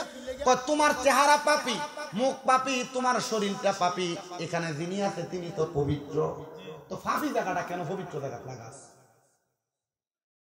বুঝাইছে কেন উনি এই ফতোয়া দেওয়ার কারণ ওনাকে জিজ্ঞেস করা হয়েছে উনি বলছে কেউ যদি সুমা দেয় আর কোন গায়রে আলেম যদি দেখে এমন করব সুমা দিছে না কি করছে সুমাটারে বুঝবো কি সেজদা এইজন্য তুমি কারোর সামনে এই কাণ্ড কইরো যেন এটা কুফরির শামিল না হয় মানুষ না বুঝে কথা বুঝতে পারছে কিন্তু হাদিস শরীফে এমনও কথা আছে আম্মা আব্বার কদমে চুমা দেওয়া হাদিস শরীফের কথা কদমে চুমা দিলে জান্নাতের চৌকাঠে চুমা দেওয়া সওয়াব পাওয়া যায় তবে মানুষের সামনে দিও না দিলে মনে করবো সেজদা দিছো এইজন্য গোপনে গোপনে দিও আর মিয়া আমি আমার আম্মা আব্বার পায়ে চুমা দেওয়ানোর কারণে আমি বক্তা কুমিল্লা আলিয়ায় কামের প্রথম বর্ষে পড়ি কুমিল্লা ইউনিভার্সিটিতে বাংলা অনার্স ফাইনাল ইয়ার আলহামদুলিল্লাহ আপনাদের দোয়ার বরকতে এলেমের জোরে কথা বলতে পারি না ওই ওয়াজে শুনছি আম্মা আব্বার কদমে চুমা দিলে দাম বেড়ে যায় আম্মা আব্বা ঘুমাইয়া ছিল চুমা দিয়া দিছে ওই ক্লাস 5 এর এখনো মাঝে মাঝে দিই একদিন আমার আব্বা যেদিন প্রথম চুমা দেই সজাগ অবস্থা বাথরুম থেকে বাইর হইছি নি গোসল কইরা দেখলাম যে খুব ক্লিয়ার তাই চুমা দনে কইসা ফোলা কি থাকো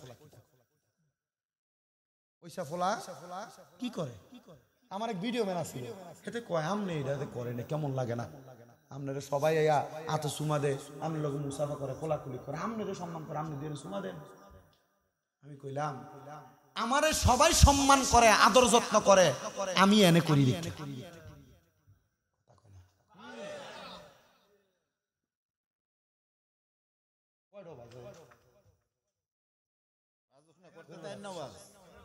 বেশি হয়ে গেছে জুয়ান মানুষ এত হাতটা করেন করে আপনারা আছেন তো ওই আজ যে শুরু আমি নিয়ত করে লাইছি ওই শুরু মিলাদ ছইরা কেম সালাতু সালাম দিয়ে মুনাজাত দিয়ে একবার দেখলাম শেষ এ ওয়াজ করে লাইতেছে মাঝখানে এর লাগি আর চিন্তা করছি যে আর হিন্দে শুরু করে লাভ না কি করছো অন কালজি 1 ঘন্টা 13 বাজে নি তাহলে 1 ঘন্টা 16 মিনিট 1 ঘন্টা 16 মিনিট পরে যদি অনকালা মিলাদ শরীফ পড়ি অন শুরু হইছে তাহলে আর 1.5 ঘন্টা লাগবে দরকার নাই বাবু আপনারা বইয়ের ওয়াজ দিক দিয়ে শেষ করে ইনশাআল্লাহ ছুটি আল্লাহ যেন কবুল করে আমিন কর আর জোরে কোন আমিন আমার ভাইরা গভীর মনোযোগ দেন যে তো 13 বাজে 30 পর্যন্ত সময় রাজি আছেন ইনশাআল্লাহ আল্লাহ যেন কবুল করে মঞ্জুর করে জোরে জোরে পড়েন আল্লাহুম্মা আমিন বলেন আমার জায়গা হবে নি আমার মরা লাশের জায়গা মসজিদের পাশে আমার কবর দিও কইরা আমার জায়গা হবে নি কষ্টটা সামনে রাজ এই গজলটা আমি লিখছি আমার জীবনের দ্বিতীয় গজল একদিন আসরের নামাজের সময় আমি আমার যে মসজিদে চাকরি করতাম শুয়ে রইছি আমি শুয়ে রইলাম হঠাৎ করে আমার গাওটা কাফুনি দিয়ে আমার এই ফসংগুলো আছে না ঠিক যেমন পেরাক গাড়াইলে যেমন খাড়া হয়ে থাকে এমন খাড়া আমি হাত দিয়ে দিই খোসা লাগে আমার একটা ডর লেগে গেছে কে যেন আমার টাইনে কোথায় যেন নিয়ে যাইতেছে আমি ওই সময় চিন্তা করতে করতে গজলটা লিখছি একটু মোহাব্বত নিয়ে পড়বেন ভালো লাগবে আমার জায়গা হবে নি আমার মরা লাশের জায়গা মসজিদের পাশে আমার মসজিদের পাশে আমার কবর দিও কইরা আমার জায়গা হবে নি আমার জায়গা হবে নি আমার মরা লাশের জায়গা মসজিদের পাশে আমার মসজিদের কবর দিও কইরা আমার জায়গা হবে নি এলাকাবাসী রে আমি তোমরা ছেলে সন্তান কয়দিনের লাগিয়া মরার পরে সবাই আমায় যাবে রে বলিয়া কষ্ট হইল 3.5 হাত কষ্ট হইল 3.5 হাত মাটি দিও কইরা আমার জায়গা হবে নি আমার জায়গা হবে নি আমার মরা লাশের জায়গা মসজিদের পাশে আমার কবর দিও কইরা আমার জায়গা হবে নি জগৎবাসী রে আমি যেদিন যাব মারা দুনিয়া ছাড়িয়া রঙিন জামা কাপড় সবই নিবারে খুলিয়া সাদা কাপড় আমায় সাদা কাপড় রামাই দিও রে পরায়া আমার জায়গা হবে নি আমার জায়গা হবে নি আমার মরা লাশ লাশের জায়গা মসজিদের পাশে আমার কবর দিও কইরা আমার জায়গা হবে নি জগৎবাসী রে আমি যেদিন যাব মারা দুনিয়া ছাড়িয়া ভাই বন্ধু আত্মীয় স্বজন যাবে রে ভুলিয়া তোমরা রে দুয়ার মাঝে শরীর রাখিও করিয়া আমার জায়গা হবে নি আমার জায়গা হবে নি আমার মরা লাশের জায়গা মসজিদের পাশে আমার কবর দিও কইরা আমার জায়গা হবে নি মুসলমান রে হে যুবকের দল হে দাড়ি পাকা বয়স্ক বাবারা হে আমার পর্দার অন্তরালের মা বোনেরা একটু মনোযোগ দিয়া বয়ানটা শোনো আল্লাহর নবী কয় শিরিক না করলে আমি আল্লাহর প্রশংসা হয় 2 নাম্বার কেউ যদি আমি আল্লাহরে পাওয়ার জন্য সিজদার মধ্যে মাথাটা অবনত কইরা দেয় ওই বান্দা সবচাইতে বেশি আমি আল্লাহর প্রশংসা করে আর ওই বান্দা 3 নাম্বার আমি আল্লাহর বেশি প্রশংসা করে যেই বান্দা সকাল সন্ধ্যা সুযোগ পাইলে আমি আল্লাহর কোরআনটা তেলাওয়াত করে হে আমার দাড়ি পাকা মুরব্বি বাবারা যুবক নওজোয়ান ভাইরা ছোট্ট ছোট্ট মাসুম বাচ্চারা পর্দার অন্তরালের মধ্যে আছো আমার মা বোনেরা তোমরা কোরআন তেলাওয়াত করো না অলসতা করো মাপ চাই গো মা মাপ চাই রে মুরব্বি বাবারা যুবক নওজোয়ান ভাইরা কেমনে আল্লাহ তাআলার কোরআন তেলাওয়াত থেকে তুমি মাহরাম হইলা কেমনে আল্লাহ তাআলার কোরআন তেলাওয়াত তুমি করো না আমি মাঝে মাঝে দেখি আমার মসজিদের অনেক মুসল্লিরা রমজান মাস আসলে আল্লাহর কোরআনটা খুইলা খুইলা চোখের পানি ফালায়া কান্দে আমি জিগাইলাম ও আমার দাদা ও আব্বা জান আপনারা কেন কোরআন শরীফের দিকে ছায়া ছায়া কান্দেন ওনারা কয় দাদা জানোনি আল্লাহর কোরআন আমি পড়তাম পারি না আল্লাহর কোরআন যদি পড়তে পারতাম এক খতমের কারণে রমজান মাসে 70 খতমের সওয়াব পাইতাম এ বান্দা আমি তো আল্লাহর কোরআন পড়তে পারি না হে মুরব্বি বাবারা যুবক নওজোয়ান ভাইরা চিন্তা করেন না আল্লাহর কোরআন বুকে দুইনা দুইনা যখন কান্দে আমি কইলাম দাদা কান্না কইরেন না কেন রে কেন এমন কথা বললা কান্না করতাম না বলে দাদা কান্না করেন না এই কারণে আপনি যেহেতু কোরআন পড়তে পারেন না আপনি আল্লাহর কোরআনের দিকে তাকায় তাকায় থাকবেন আপনার আমলনামার মধ্যে সওয়াব হবে এই কথা আমার না এই কথা আমার রাহমাতুল লিল আলামিন নবীর কথা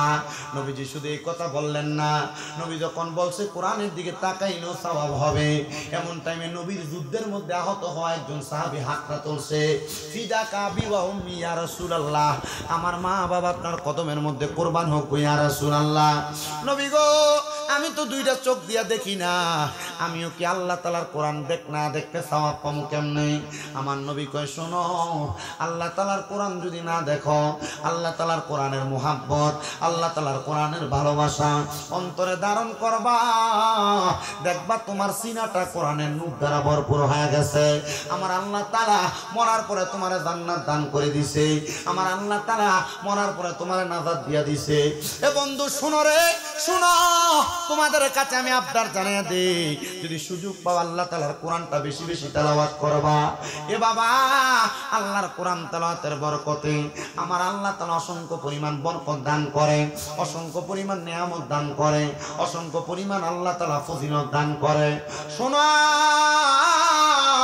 বলকের একজন আল্লাহর ওলি হযরত আব্দুল্লাহ মারুফ বলখি রাহমাতুল্লাহ আলাইহি উনি বলতেছেন আমার এলাকার মধ্যে অনেক মানুষ বসবাস করে আমি বলকের আলেম হওয়ার কারণে এলাকার সব মানুষরা আমারে মানতো আমারে গ্রহণ করত কিন্তু আমি যখন দুনিয়ার জমিনের মধ্যে চলাফেরা করি আমি একদিন রাস্তা দিয়ে যাওয়ার সময় আমি কত কবর দেখলাম কিন্তু আমি যাওয়ার সময় দেখলাম এই কবরস্থান আমার সামনে কিন্তু এই কবরের মধ্য থেকে সুঘ্রাণ আসতেছি আমি আবার পুরাটা কবরস্থানের মধ্যে হাঁটাচলা করতে শুরু করলাম ও মুসলমান নতুন যদি কাউরে মাটি দেয় কবরের উপরে আতর ছিটিয়ে দিলে লোবান ছিটিয়ে দিলে ঘ্রাণ আসে কিন্তু আল্লাহর ওলি বলতেছেন আমি কবরের মধ্যে ঢুকার সাথে সাথে দেখলাম এই কবরের মধ্যে গত অনেক দিন পর্যন্ত কাউকে কাফন দাফন করা হয় নাই মানে কাউকে মাটি দেওয়া হয় নাই আমি দেখলাম সবগুলা কবর একবারে পুরাতন কবর। মা বোনেরা শোনো, ওই পুরাতন কবর দেখা আল্লাহর অনিটা বলেন আমি দেখলাম সবগুলা কবর যখন পুরাতন, কিন্তু আমি একটু পেছনের দিকে যেয়ে দেখলাম একটা কবর পুরাতন হইতে পারে, কিন্তু এই কবরটার কাছে যাওয়ার পরে আমার নাকের মধ্যে আরো সুঘ্রাণ আসতেছি, আমার নাকের মধ্যে আরো সুঘ্রাণ আসতেছি। আমি ওই কবরটার সাথে আমার নাকটা লাগাইলাম, দেখলাম ঠিকই ওই কবর থেকে সুঘ্রাণ আসতেছে। হাই রে ও রোয়াচলার যুবক, রোয়াচলার মুরব্বী বাবারা, এবার উনি বলতেছেন আমি যখন আমার নাকটা লাগাইলাম দেখলাম এই কবর থেকে সুঘ্রাণ আসতেছে। আমি কবরের সামনে দাঁড়াইলাম, রাস্তা দিয়ে কত মানুষ হাইটা খাইটা যায়, কিন্তু কোনো মানুষ ওই কবরের সামনে দাঁড়ায় না।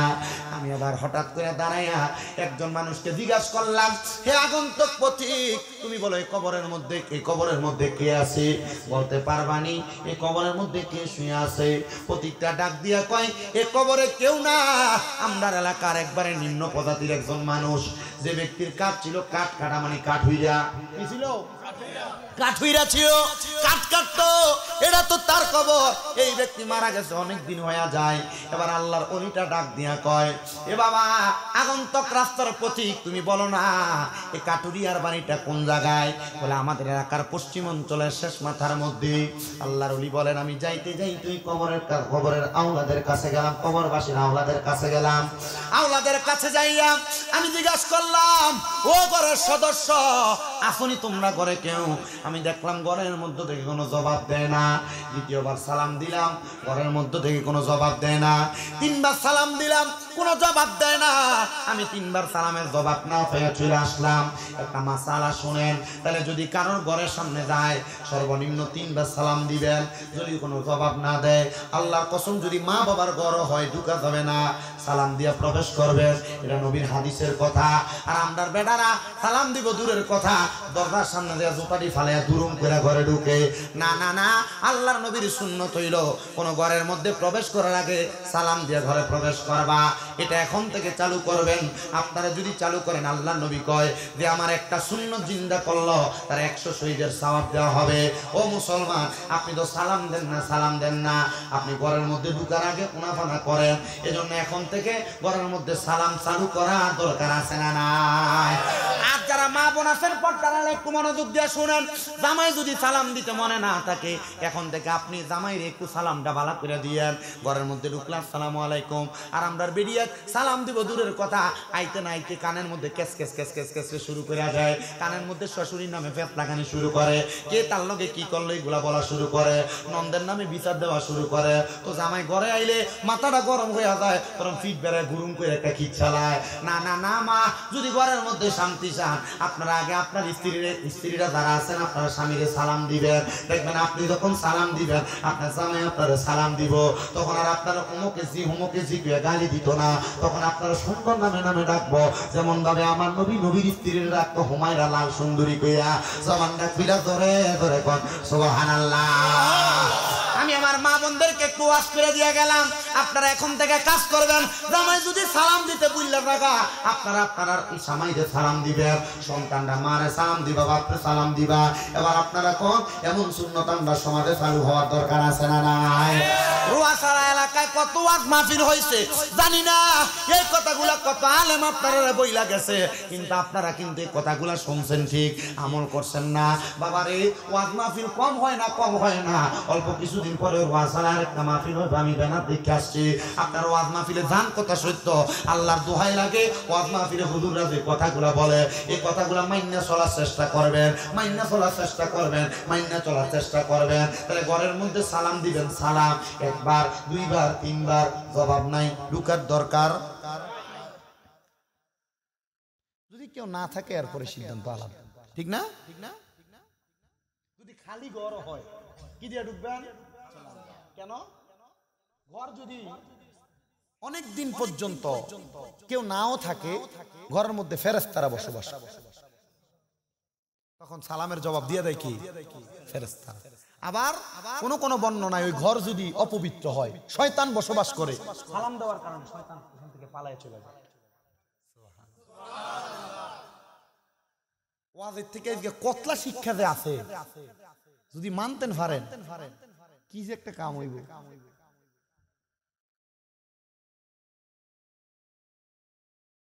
শুনেন বাবাজিরা, বন্ধুরা, আল্লাহর ওলি কয় সালাম দিলাম কয়বার? কোনো জবাব নাই। আমি ফিরে গেলাম। যখন আমি সালাম দিলাম জবাব নাই, ফিরে যাওয়ার পরে অল্প কিছুক্ষণ পরে মহিলাদের কণ্ঠে জবাব দেয় ওয়ালাইকুমুস সালাম।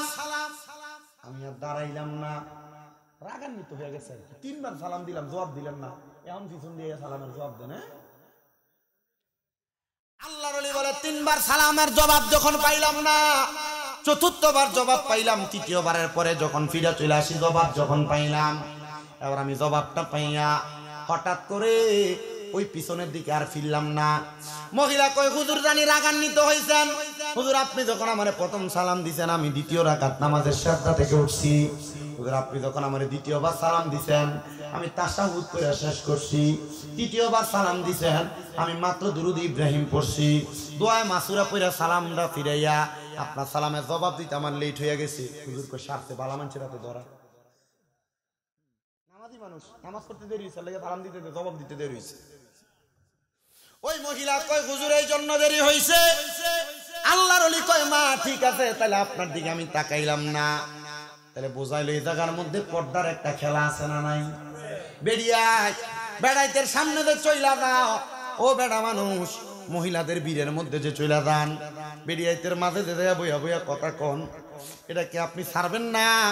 না, যদি ছাড়েন তাহলে আপনি জিনাখোরের কাতারে উঠবেন, জিনাখোরের কাতারে উঠবেন, জিনাখোরের কাতারে উঠবেন, জিনাখোরের কাতারে উঠবেন। বাবা এই কথাটা যেন শেষ করে যায়, একটু মনে রাখবেন কথাটা। বেড়াইত বেরিয়াইতের সামনে, বেরিয়াইত বেড়াইতের সামনে আইতে সাবধান, নাহলে জিনাখোরের কাতারে উঠব। এই কথাটা আমি আমার ওয়াজের শেষ দিকে বলতেছি। কেন? এবার আল্লাহর ওলি পিছনের দিকে ফিরে না, পিছনের দিকে না ফিরা ডাক দিয়া কইও মা এটা কি ওই কাঠুরিয়ার ঘর যে ইন্তেকাল করছে? মহিলা কয় হুজুর হ্যাঁ ঠিক আছে, এটা ওই কাঠুরিয়ার ঘর। আল্লাহর ওলি ডাক দিয়া কয় মা আপনার স্বামীর এমন কোন আমল আছে যে আমলের কারণে আল্লাহ তাআলা আপনার স্বামীর কবরকে সুগন্ধিময় বানায়া দেয়? কবর যে সুগন্ধিময়, জিগাই তো আছে আপনার জামাইয়ের কি আমল আছে যে আমলের কারণে আল্লাহ কবরের সুগন্ধিময় বানাই দিব? মহিলা ডাক দিয়া কয় আমার জামাই তো কোন আমল আছিল না, মূর্খ বেটা কাট কাটতো। আপনারা যারা কোন কোরআন পড়তাম পারি না কইয়া পড়েন না, নামাজ পড়তাম পারি না কইয়া পড়েন না, শুননালন কাঠুরিয়ার কথাটা। ওই মহিলা কয় আমার জামাই একজন মূর্খ, তবে আমার স্বামীর একটা ভালো গুণ ছিল। আমার স্বামীর গুণটা হইল আমার স্বামী যখন কাঠ কাইটা সন্ধ্যাবেলা আসতো, আসার সময় কিছু আটা নিয়ে আসতো, কিছু চাউল নিয়ে আসতো। আমি তখন আমার স্বামীর জন্য খাবার বানাইতাম। খাবার বানাইতে আমার যে সময়টা লাগতো, আমার স্বামী গোসল কইরা উযু বানাইয়া নামাজের মুসল্লাটা বিছাইয়া আমার জামাই কোরআন শরীফটা খুইলা কানতো। কি করত? কান্ত। হুজুর কান্না করত। 1 দিন 2 দিন 3 দিন আমি আমার জামাইরে জিগাইলাম, হে স্বামী আপনারা তো কোনোদিন আওয়াজ দিয়ে কোরআন শরীফ পড়তে দেখি না, আপনারা দেখি শুধু কান্দেন, কারণ কি? মহিলার স্বামীটা নাকি ওই সময় চোখের পানিটা বাড়াইয়া দিছে।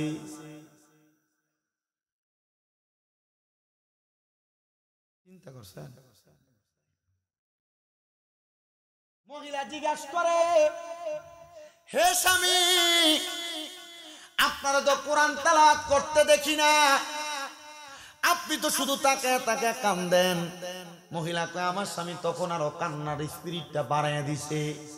হুজুর আমি আমার স্বামীকে জিজ্ঞাসা করলাম এমনে কেন কান্দেন? আমার স্বামী কান্দে আর কই অন্য কোনো কারণে কান্দি না, আমি কান্দি যদি আমি কোরআন পড়তে পারতাম, আমি তোমারে শোনায়া শোনায়া কোরআন পড়তাম।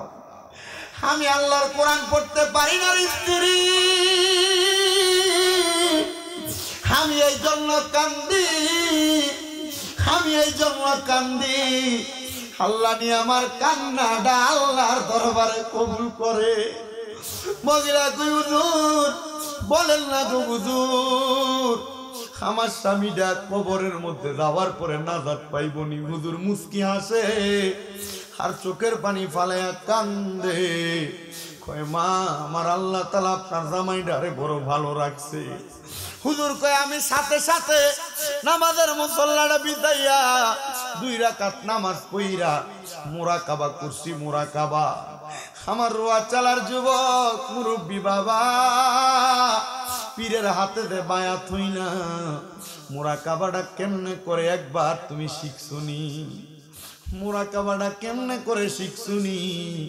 দরবারের খাস মাহফিলের মধ্যে গেলে তোমারে মুরাকাবা শিখাইবো, মুশাহাদা শিখাইবো। দরবারের খাস মাহফিলে গেলে কেমনে কলব জারি করা লাগে তোমারে শিখাইবো। এ যুবক ভাইরা রে, এ মুরব্বী বাবাজিরা, আল্লাহর বান্দা কই আমি 2 রাকাত নামাজ পড়া চক্ষুটা বন্ধ কইরা ইস্তেগফার পড়া সূরা ফাতিহা পড়া সূরা ইখলাস পড়া দুরূদ শরীফ আদায় করে চোখ বন্ধ করলাম।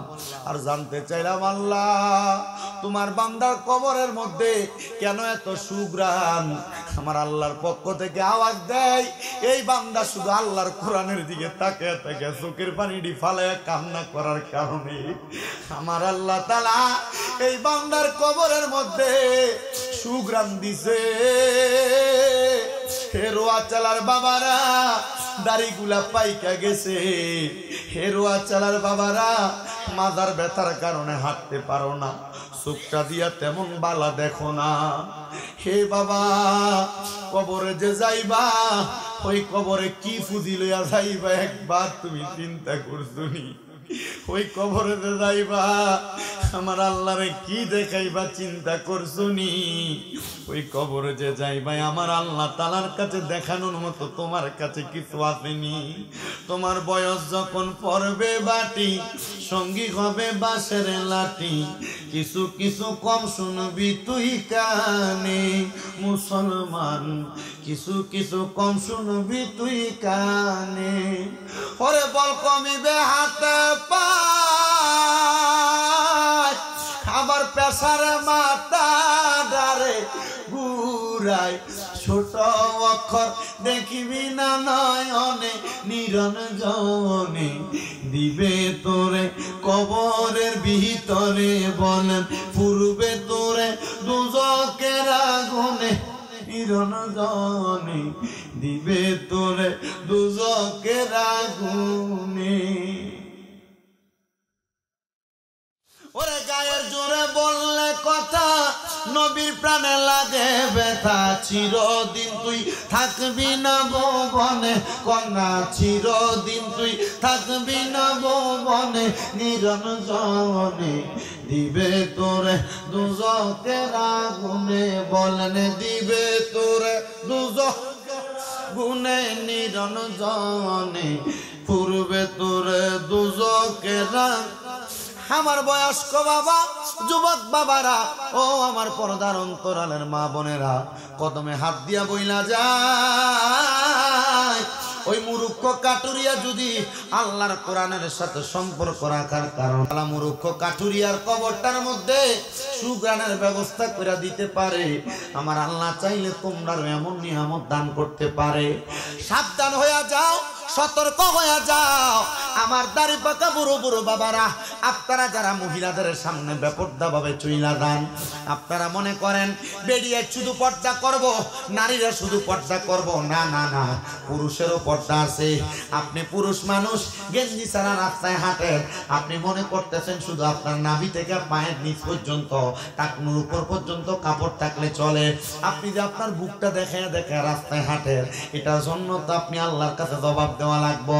না না না, আপনারা কি শিক্ষা দেয় নাই প্রয়োজনে নিচে সাক একটা জামা পরবেন, মানে হাঁটু এবং গোড়ালির উপর পর্যন্ত একটা পাঞ্জাবি পরবেন, আপনি একটা সুন্দর লম্বা জামা পরবে, কিন্তু আপনি না এগুলা না কইরা ছোট হাতা কাটা গেঞ্জিতে যুবক মানুষ তোমরা গায়ে দাও, তোমরা যে নর্মাল ভাবে ঘুরে বেড়াও, এগুলার কারণে কিন্তু আল্লাহর কাছে তুমি পুরুষের পর্দার ব্যাপারে জবাব দেওয়া লাগবো। এজন্য আপনারা যারা বেপর্দা চলেন পুরুষ মানুষেরা, আপনারাও সাবধান হইবেন, বুক দেখে দেখে চইলেন না, আপনাদের জন্য আপনাদের জ্ঞান শক্তি কমে যাবে, হায়াতের মধ্যে দুর্বলতা আসবে, ব্রেন শক্তি কমে যাবে। যদি পারেন সবসময় মাথার মধ্যে একটা টুপি রাখার চেষ্টা করবেন, আল্লাহ তাআলার অসংখ্য পরিমাণ রহমত আপনার মাথার উপরে পড়তে থাকবে। ও বন্ধুরে, আপনার মাথার মধ্যে যদি টুপি থাকে, রাস্তায় অ্যাক্সিডেন্ট করে মারা যান, টুপিটা দেখে তো বুঝবো আপনি একটা মুসলমান। কারণ হিন্দুরাও তো এখন স্টাইল করে দাঁড়িয়ে রাখে, এরা মাথায় টুপি নাই, এরা মরলে মানুষ এটা মুসলমান না হিন্দু বুঝবে না। এই জন্য মাথার মধ্যে নবীর সুন্নত টুপিটা রাখেন। আর বেরিয়েছে সামনে যাইতে সাবধান। আপনারা হয়তো মনে করেন মহিলাদের সাথে অবৈধভাবে মেলামেশা করলে আপনার আমলনামার মধ্যে জিনার গুনাহ হবে। না না না, শুধু মেলামেশা করলে জিনা হয় না, মহিলাদের দিকে আপনি যদি আপনার চোখ দিয়ে তাকায় থাকেন, আল্লাহ নবী কয় চোখের জিনার গুনাহ হয়। চোখ দিয়ে বেরিয়ে দিকে তাকাইলে আমলনামার মধ্যে আপনার জিনার গুনাহ হবে। আপনি যদি আপনার পাও দিয়া কোনো মহিলাকে দেখার জন্য হাইটা হাইটা যান, ছেলেরা যারা স্কুলের সামনে কলেজের সামনে দাঁড়ায় থাকে, এরার পায়ের জিনার গুনাহ হয়, পায়ের জিনার গুনাহ হয়। আপনারা যারা নারীদের বেপরদা, নারীদের কানের কথা আমার শুনতে চান, আপনাদের কানের জিনা হয়, কানের জিনা, আপনাদের কানের জিনা হয়, কানের জিনা। যারা মহিলাদের সঙ্গে মুখ দিয়ে কথা বলে, আপনাদের মুখের জিনা হয়, মুখের জিনা। এজন্য দেখবেন বড় বড় আল্লাহর ওলিরা বেশি কথা কয় না, অল্প কথা ইশারা ইঙ্গিতে বোঝায় দেয়। বেশি কথা বললে এমন আমার মধ্যে গুনাহ বেশি হয়। এজন্য আল্লাহর নবী কয় মান সমাতা নাজা, যে চুপ থাকে সে মুক্তি পায়। আপনারা চুপ থাকবেন দূরের কথা, চা দোকানে গেলে চায়ের মধ্যে চুমুক দেন একটা, 10টা মানুষের নামে গীবত কয়, চায়ের মধ্যে চুমুক দেয় একটা, মানুষের নামে পরভাবে গীবত করতে থাকে। আবার মুখে সিগারেটের টান দেয়, মানুষের নামে গীবত করে। আপনারা কোন এমন কোন একটা মৌলবী, কোন একটা বুড়া আপনার এলাকাত নাইও।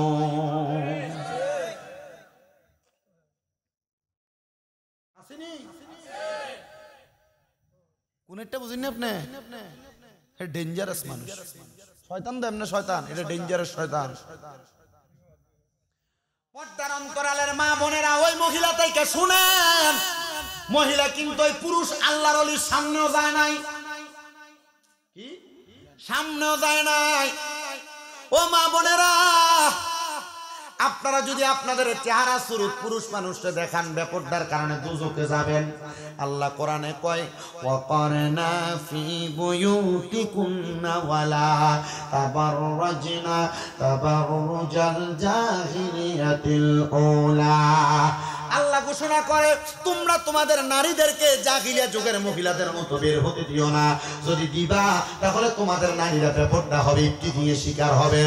এই পর্যন্ত যত মাইয়া দর্শন হয়েছে, দর্শন হওয়ার পেছনে কারণ হলো এটা বেপরদা, এটা চেহারা দেখছে, এটার মাজা দেখে কাপড় পরছে। কথা বলেন ঠিক কিনা? কারণ পর্দাওয়ালা মাইয়াদের চেহারাও দেখে না, এদের প্রতি বেলায় মানুষ খারাপ নজরে তাকায় না। এজন্য আপনি আপনার মাইয়াটারে পর্দা করাইবেন। আল্লাহর নবী কয় একটা মাইয়ার কারণে, একটা নারীর কারণে 4 জন পুরুষ মানুষ দুজকে যাইব। এই হাদিস শরীফটা শুই না ওয়াজ খতম, খালাস হয়ে যাবে। একটু মনোযোগ দিয়ে শোনার চেষ্টা করবেন।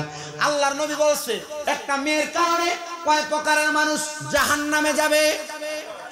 আসতে কইছেন আপনারা, এই ওয়াজ এই ফল আপনাদের উপর, ওয়াজ এই ফল আপনাদের উপর। কেন শোনেন? 4 প্রকারের মানুষ দুজকে যাবে। ইয়া রাসূলুল্লাহ, তারা কারা? যারা মেয়ে জন্ম দিয়েছেন, যারা মাইয়া আছে, শুনেন, যারা মেয়ের বাবা। নবী আমার কয় ওই বাবা যদি তার মাইয়ারে পর্দা না করায়, ওই মাইয়া বেপর্দা চলাফেরা করার কারণে আমার আল্লাহ তাআলা ওই মাইয়াটারে, বাবাটারে দোজখে দিব। আপনি মনে করতেছেন মেয়ে জন্ম দিয়েছেন, নবী কইছে একটা মাইয়া যার তার একটা জান্নাত, 2টা মাইয়া যার তার 2টা জান্নাত, 3টা মাইয়া যার সে আমি নবীর সাথে জান্নাতে থাকবো।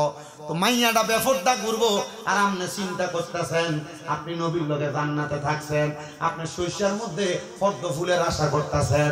না না না না না, আপনি আপনার মাইয়াটার কারণে জান্নাতে যাইতে চাইলে আপনি আপনার মাইয়াটারে পর্দা করানো লাগবো। স্কুলে পড়ান অসুবিধা নাই, মাইয়াটারে বোরকা পরে পাঠান, বাজারে পাঠাইবেন অসুবিধা নাই, আপনি আপনার মাইয়াটারে বোরকা পরে পাঠাইবেন। ও বাবারা শুনেন, বাবারা এবার যারা মেয়ের ভাই আছেন, আপনাদের যাদের যাদের বোন আছে, আপনাদের বোনেরা যদি বেপরদা ভাবে চলাফেরা করে, তাহলে ওই ভাইটা বোন বেপরদা চলার কারণে দোজখে যাবে। এবার আপনারা আপনাদের বোনদেরকে পর্দা করাইবেন। এবার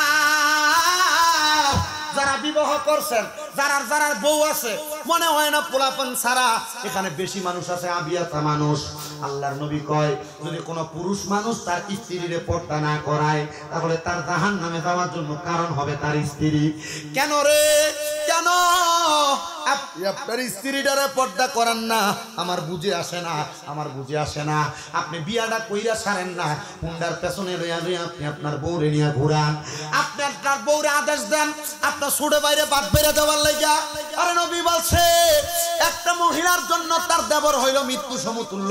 আর আপনার বউ দেবরের লগে কত সুন্দর ফষ্টি নষ্টি করে, দেবরের লগে বিয়ার মধ্যে নাচানাচি করে, দেবরের গায়ে হলুদের মধ্যে গায়ে হলুদ লাগাইতে ইচ্ছা যায়।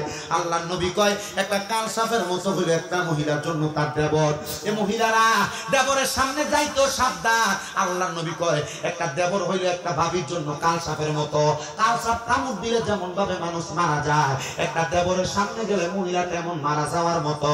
ও মহিলা, তুমি যদি তোমার দেবরের সামনে যাও, যদি ফষ্টি নষ্টি করো, যদি খারাপ ব্যবহার করো, তাদের সঙ্গে ব্যবহার আচার আচরণ উল্টা পাল্টা করো, বাদ বেড়ে দিতে দেয় বা সিন্ডাও মারো, গুতা মারো, দেখবে এটার কারণে তুমি জাহান্নামে যাইবা।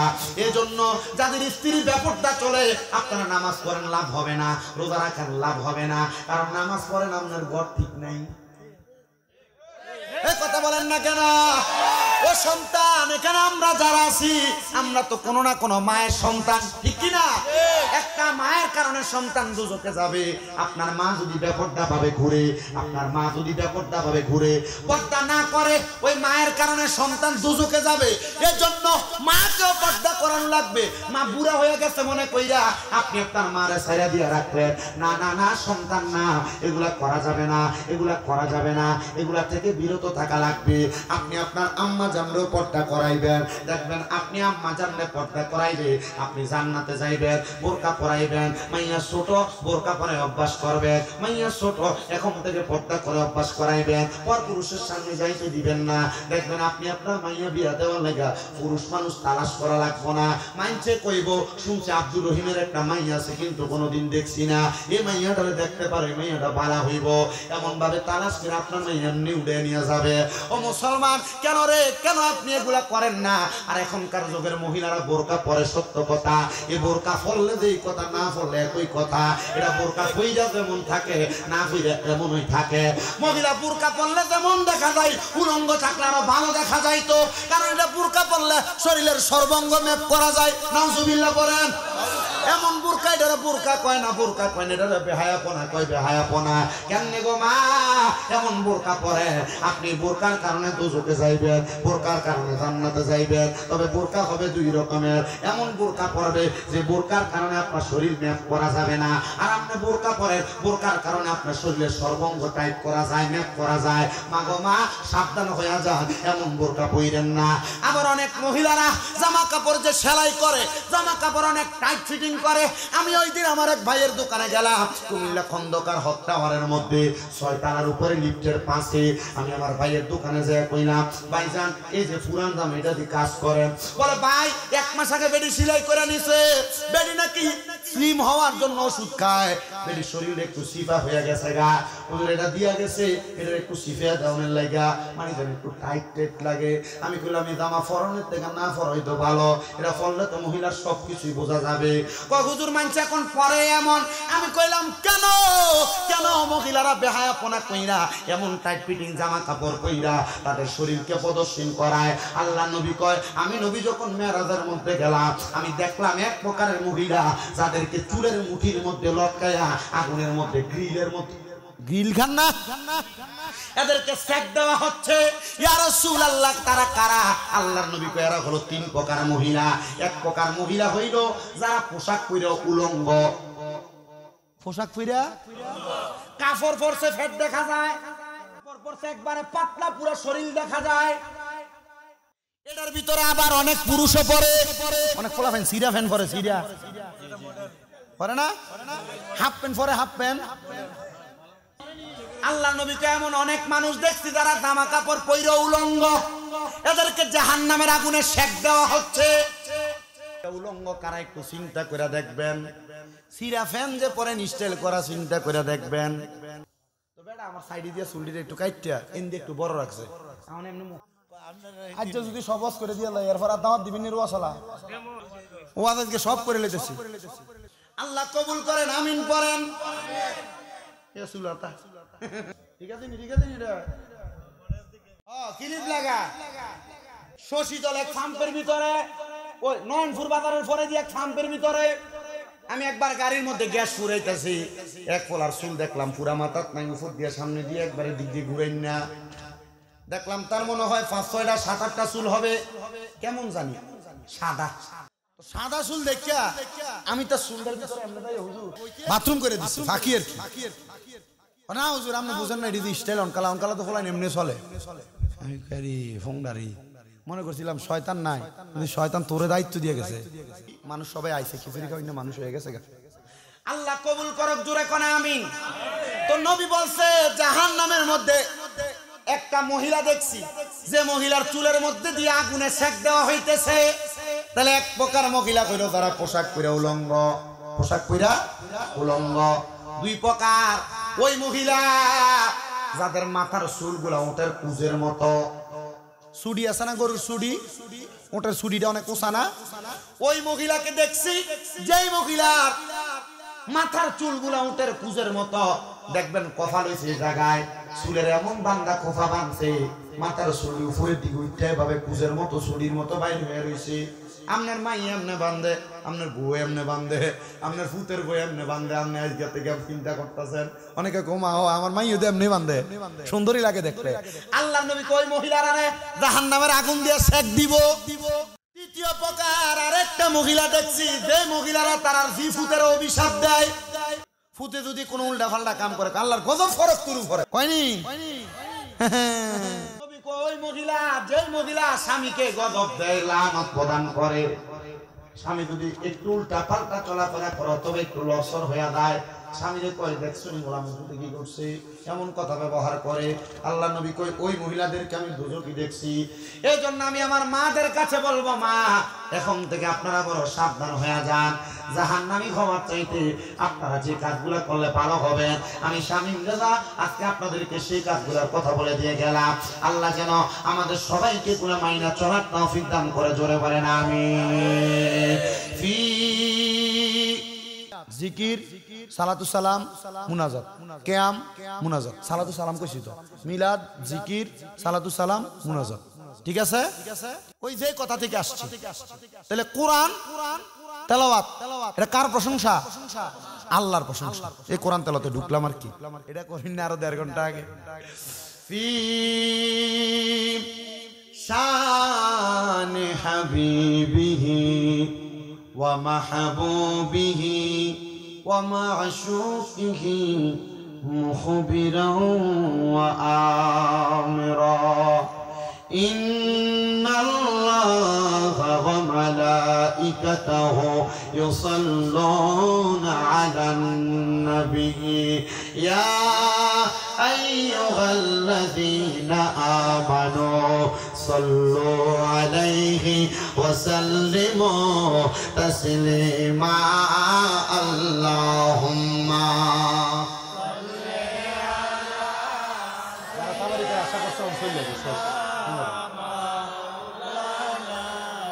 মুহাম্মদ ওয়া আলা আলিহি মা চিন্তা করে দেখো রে মন রাতের গভীর নিশীতে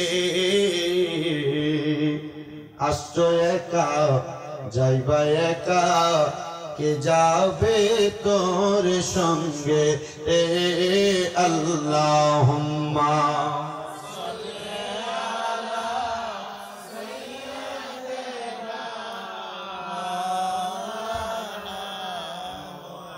وعلى آل سيدنا سبحان الله والحمد لله لا إله إلا الله لا إله حسبي ربي جل ما في قلبي পড়েন হাসবি রব্বি পড়েন মাফি নূর মুহাম্মদ সাল্লাল্লাহু পড়েন নূর মুহাম্মদ সাল্লাল্লাহু ও লা ইলাহা লা ইলাহা লা ইলাহা নামাজ রোজা চাইরো পরের মা বাবার খেদমত নবীর দরুদ হইল না বল নবীর আমার নবীজি তোমায় ভুলবে না লা ইলাহা লা ইলাহা আরে আমরা বড় ভাগ্যবান আমরা নবীজি আল্লাহর মেহমান আল্লাহ দয়া করে করলেন দান বলেন দয়া করে করলেন দান নবীজি ইমানেরি মান লা ইলাহা লা ইলাহা লা ইলাহা হায়রে অনেক দূরে মদিনা আমরা কেমনে যাব মদিনা যাইতে চাই কি যাই না যারা যারা যাইতে চাই জবান খুলে জুড়ে জুড়ে পড়েন দয়াল আল্লাহ দয়া করেন দয়াল আল্লাহ দয়া করেন নসিব মদিনা লা ইলাহা লা ইলাহা লা ইলাহা ইল্লাল্লাহ মুহাম্মাদুর রাসূলুল্লাহ সাল্লাল্লাহু আলাইহি ওয়াসাল্লাম আমার বাবারা বন্ধুরা কলবের দিকে খেয়াল করে চোখ বন্ধ করে নফি আসমাতের এক্সপ্রেস জাতের জিকির করেন।